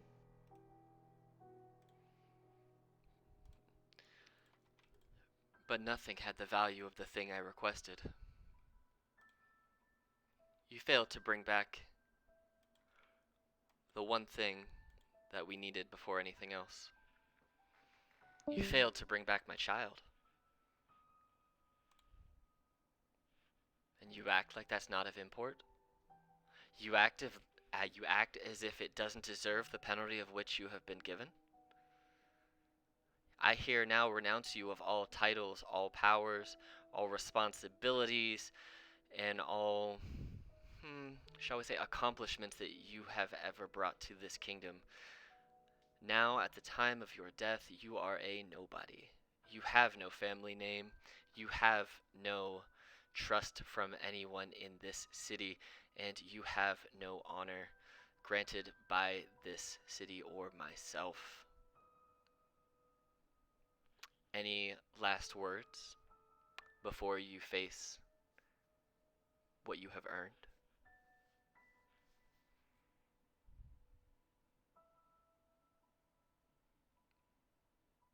Your priorities no longer lie with the safety of your people, and therefore you are no king of mine. As you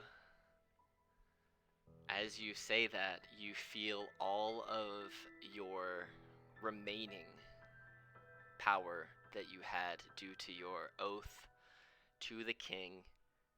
You almost feel like your heart tense up and like a lightning bolt explodes inside of you from your heart radiating out through your entire body, and all of the powers that you have had are gone. You now feel like you felt before you made the oath to the king those years ago. You feel powerless, but also strong at the same time. And you see that he kind of just hand waves what you've said like it doesn't bother him one bit, and says, "I have lost the people?" He raises his hands and the crowd erupts in a roar, and he puts his hands back down and they silence. And he does this 3 more times just to prove a point that this crowd, in fact, are not lost on him. He is in full control of them. Those of you who are around Kalen, Pax, Anthea, and Fizz, all of you make perception checks for me, please. Well, I'll make the one for Anthea. She's a cat, so.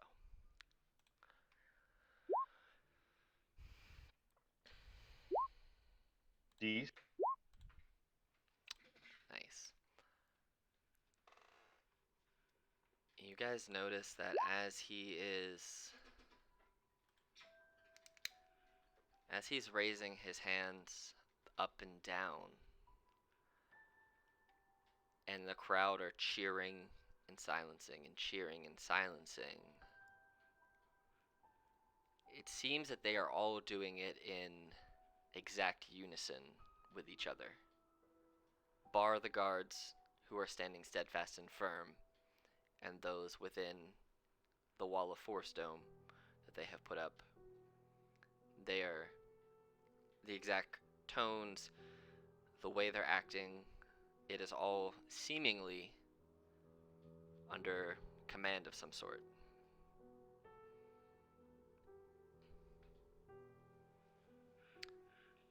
And as he quiets them for the third time, he kind of just waves towards the guillotine, and the guards turn and lift you up off of your knees and start to walk you down towards it, as you are a solid 30 feet away from it right now.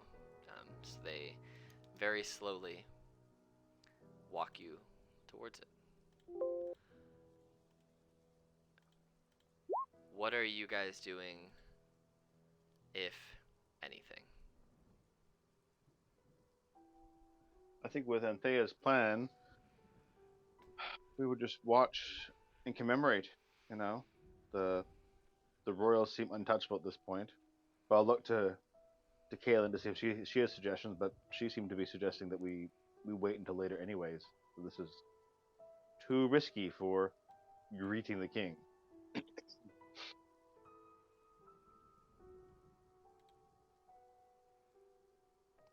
Kaylin, Fizz, what are you guys doing? How are you feeling? I'm buying a snack. Okay. I don't care. Okay.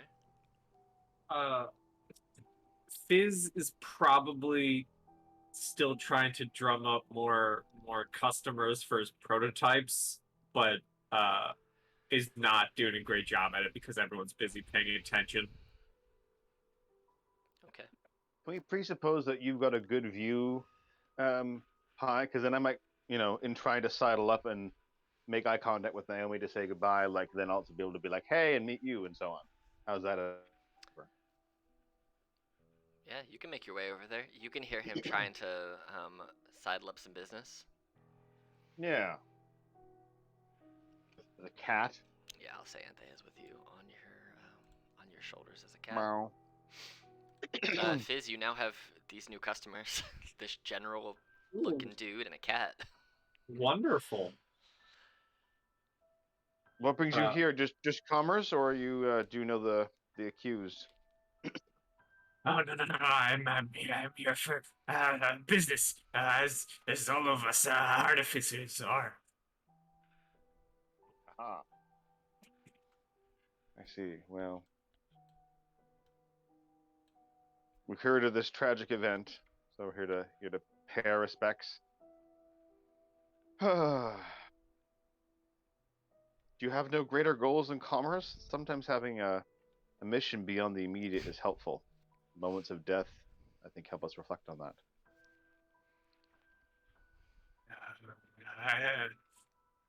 I've never really thought of that.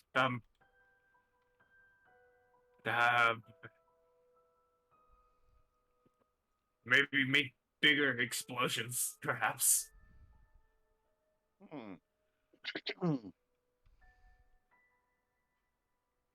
And when he says that, Fizz pulls out the prototype grenade from his back pocket and is doing his best to try and sell it to you, and is going over the spiel that he's come up with. Crowd control, easy to light, short fuse. And it's literally probably just a glass jar filled with nails. And a small fuse spitting out from the top of it. looks potentially useful and also potentially deadly. What do you charge for this?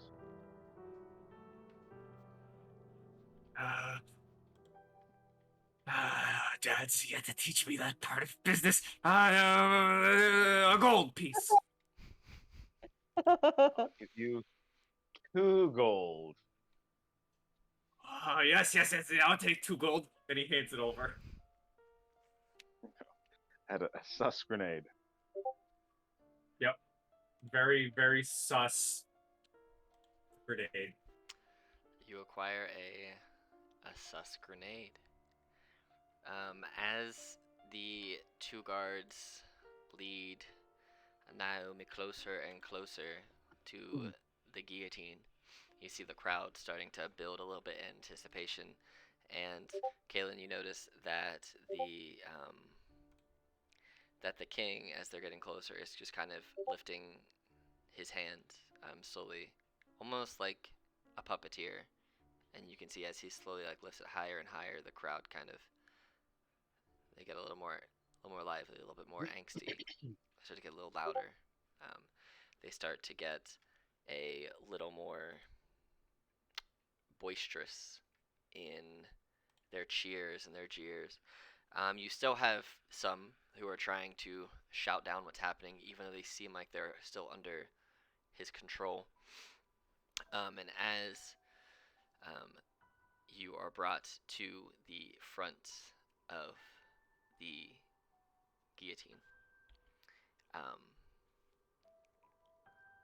a couple of things happen simultaneously. You see the 2 guards that are leading you there. They kind of brush their hands towards where you need to lay your head, and then they release you and they step back into position. I gotta put this one here so I can move this guy here. Into their rank and file, as if they want to give you the honor of putting yourself in that position. They don't need to do that for you as you are surrounded. So they show you where to position yourself, and you can face either direction. You can either face looking towards the fountain and the crown, or you can turn and lay your head in there and face the king and queen, whichever way you wish. Which way are you putting yourself, just so I know? Facing the king and queen. Okay. As you put yourself in that position, you hear a voice that you recognize coming from over your right shoulder, and as you kind of turn to look at your peripheral, you don't see anybody, but you hear the voice of your nephew Xylerin, who says, "Don't worry, we got this." And then you hear a little kind of you feel his cloak kind of brush up against you, and another person, we'll say it's this guy, imagine he's wearing a big black hood, the judgment guy, I forget his name, starts to walk towards you. Executioner. Yeah, executioner, there's the word I was looking for. Starts to walk your way, and you see for a split second what looks like a flash as your nephew appears right there, and he shoots a green beam directly at the face of the queen, which does not penetrate the wall, but you see the wall disappear. And at the moment that it disappears, you see teleporting from the crowd and appearing behind them your sister and her wife, and she takes her sword, stabs it through the king. Wow. And 2 people who you have never met appear behind you, grab you and say, "Don't worry, you can trust us," and they both sprout wings, you immediately emit a bright 10-foot radius of light that you have never emitted before, and they take off flying with you somewhere. They have you by the chains. You're unable to resist them unless you want to fall down and die. And they fly off with you. The king has been seemingly stabbed. As you look down, you see Xylerin disappear again. He just turns invisible. And then you see both Ursa and Esther teleport back down into the crowd and just take off running. And all of the guards turn their attention to your sister and your sister-in-law, and they are in full pursuit. And everyone is losing their minds. First of all, how do you feel and how do you react, Naomi, as you're being carried away by folks you have never met, who have wings, who force you to blast radiant light out of yourself? Does the radiant light feel familiar? It does, but it's just one that's never happened before. The only thing that leaves her mouth is will my family be okay? That's up to them. There's nothing we can do to help. No, there's not. This was their request. And they basically say, "Be quiet now. We have to do this quickly." And you see they both also turn invisible, and you also turn invisible as the light that you're emitting kind of fades away. And you can still hear their wings beating in the air above you as you're being carried out of the city in a direction that you don't know where you're going. She just remains silent, but she's crying, even though no one can see her. Yeah. Those of you in the town, while this is going on, what do? You all of a sudden see the magical dome around the king is destroyed. The king is stabbed through the chest by who Pax you know to be Naomi's sister Esther, the head of the military, and her wife. And you didn't see the sun, you just saw a green beam and the walls destroyed. And you know that can only be done by one thing. They're not both dead. Don't put those on them. Get out of here with that. Oh no. Oops. Out here deleting the queen. Bye, Queenie. How did I have the power to delete the queen? That's weird. Right. Probably because I didn't make it. You yeeted the queen to death. But yeah, so you saw the dome get busted down, and as it busted down, the two appeared in there and stabbed the king. The hooded figure was nowhere to be seen, but they stabbed the king, and then they both teleported down into the crowd and took off. And all of the guards are now chasing them. Some crowd are super excited because it got way more exciting than it should have. And you still see some vendors trying to hawk their products, but what are you three doing?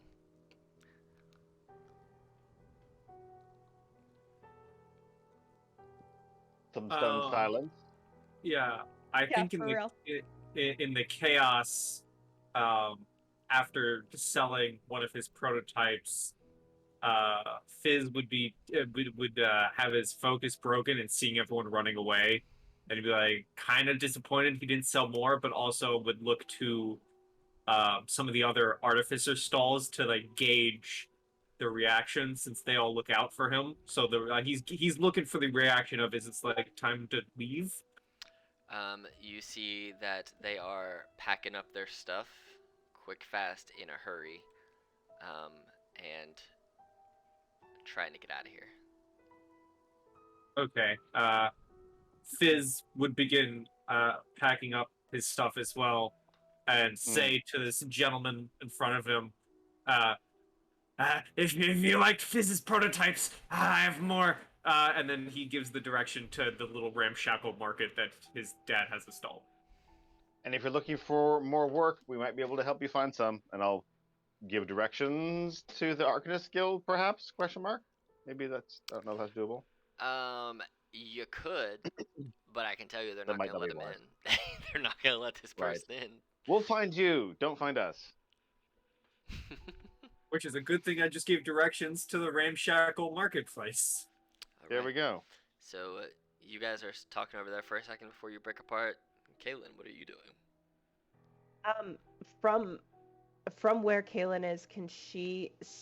It's probably hard to discern, but judging by the guard lieutenant's reaction, is the king dead? He looks like he's.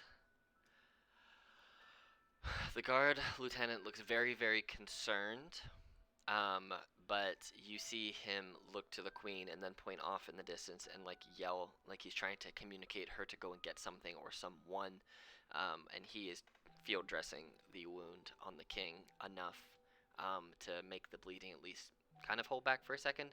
And then he throws him up over his shoulder and starts to fireman carry him in the back somewhere. Perfect. Do I have time to get onto the roof and take a shot at the king as he's being fireman carried? So the way that this works for the king and the queen, they have their passage from the back, which is basically a bunch of stairs that go into a secret tunnel that lead into the castle. So by the time, you could certainly try, but by the time you would get up to the top, they would most certainly be down and maybe in that tunnel. If you want to try and beat them by rushing through the crowd and climbing up the 80 foot to the platform to get there, you can start. He's not going to be moving super fast, but it's going to be real hard. You can certainly try it though. No, but that does make the king at least going to be bedridden, which will probably be easier to get to him, and they'll be on a manhunt for the general. So after weighing her options, Kayla just starts marching towards where Paxton, Kat, and Thea are, and she's like muttering to herself, like, I can't believe the commander of the guard just took my kill. What the fuck is going on? As you're walking over, a very hunched over gnoll is running through the crowds with his stuff, and something falls out of his hands, and he looks back for a second, and then just continues running as suddenly 4 different fireworks go off at once. They got too close to the gunpowder. They did. And let's see. I'm gonna say it does, just because they're small handmade. It's gonna do this much just damage to like the ground and the concrete and stuff, not to people, but you. Jesus. Those were some very explosive fireworks. They were also prototyped. Yes. They had a little more flavor to them. You blow up some of the nicer marble that kind of inlays this market square, and a couple trolleys that were just holding like. Because I gotta do it. You hear a guy in the background go, "My cabbages!" as they get exploded up into the air, and your prototypes are just. Yay! They're no longer prototypes; they work. Yeah.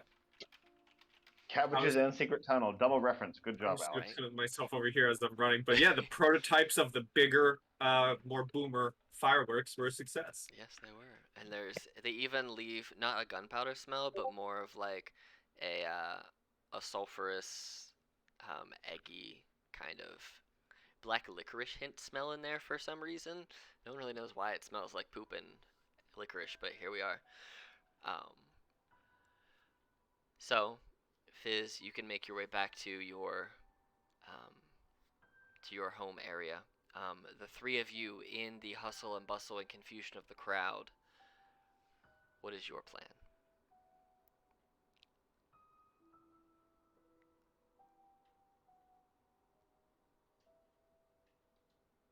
Probably escape and retreat. I mean, well, since our plan blew up, we'll need to make a new one. Okay.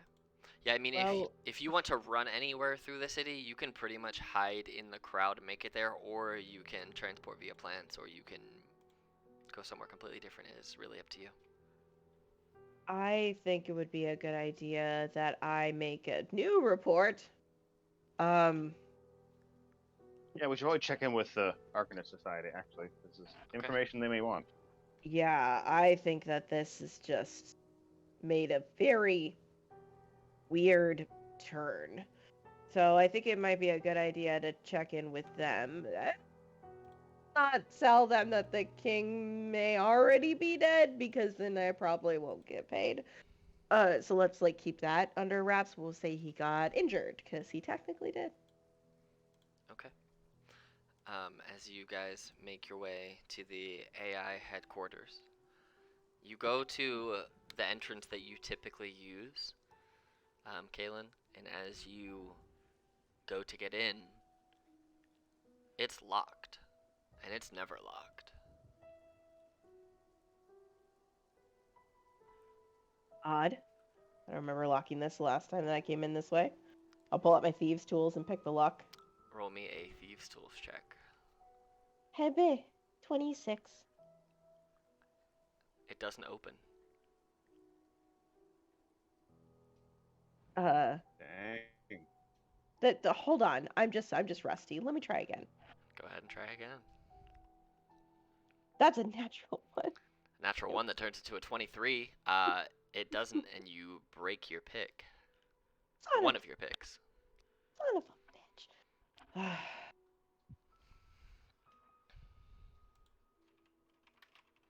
Oh, I don't traditionally like to go through the front door.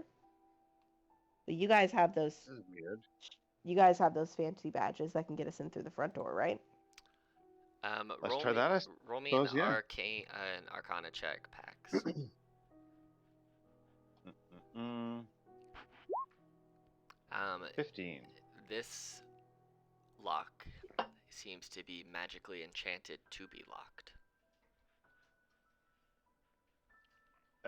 Every time that Kalen was in there, kind of messing with it, you saw what you thought was like metallic sparks for a second, especially when she broke her pick. But you realized it wasn't fragments of metal or sparks, because nobody else was reacting. It was fragments of magic that you were just catching as they were trying to pick it open, but it wasn't working.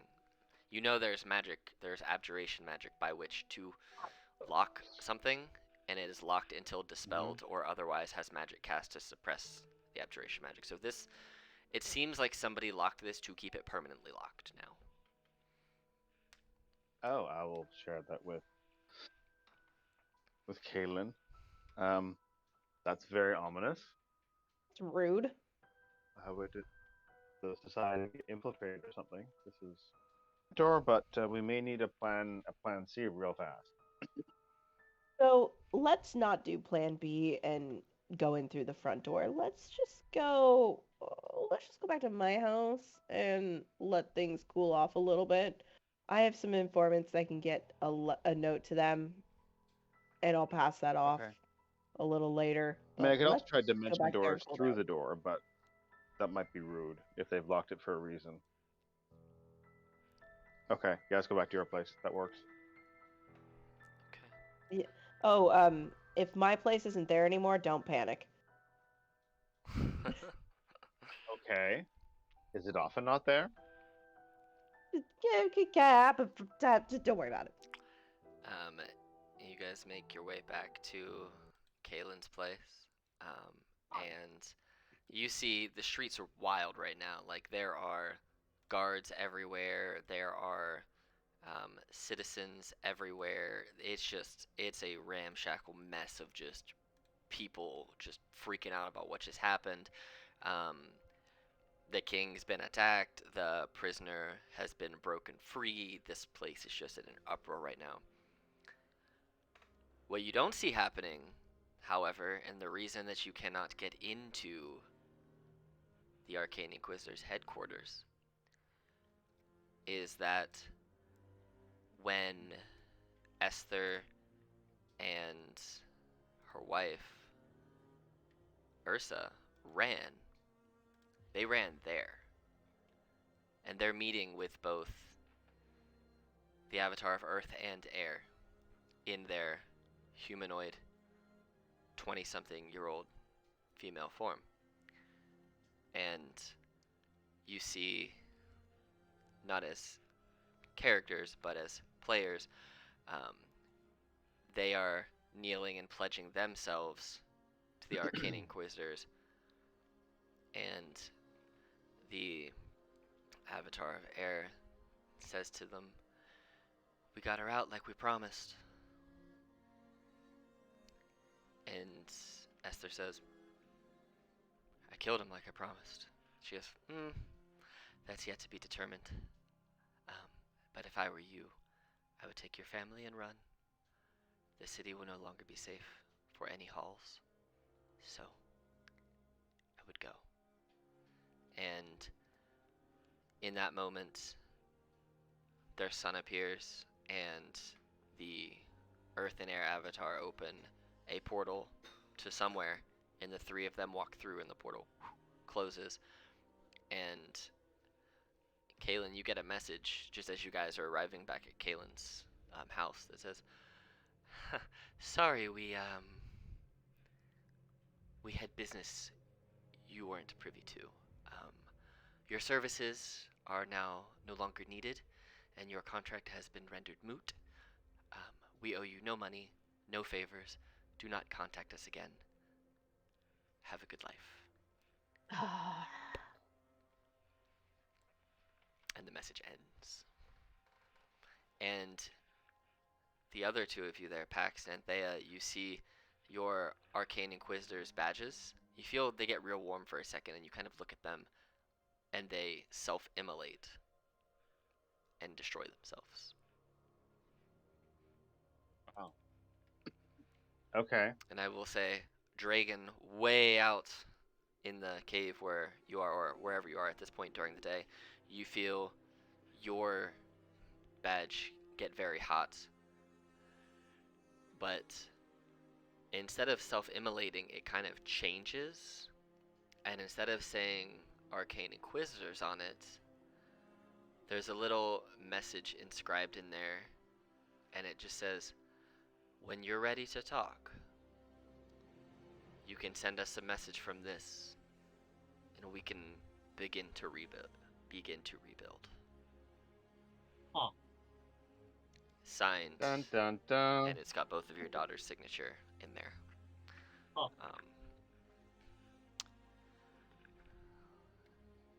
But I think that's a good spot to leave it for right now. And That went longer than I thought. I thought you were gonna fade to black as the axe was falling. nah, I thought about Yeah, it. me too.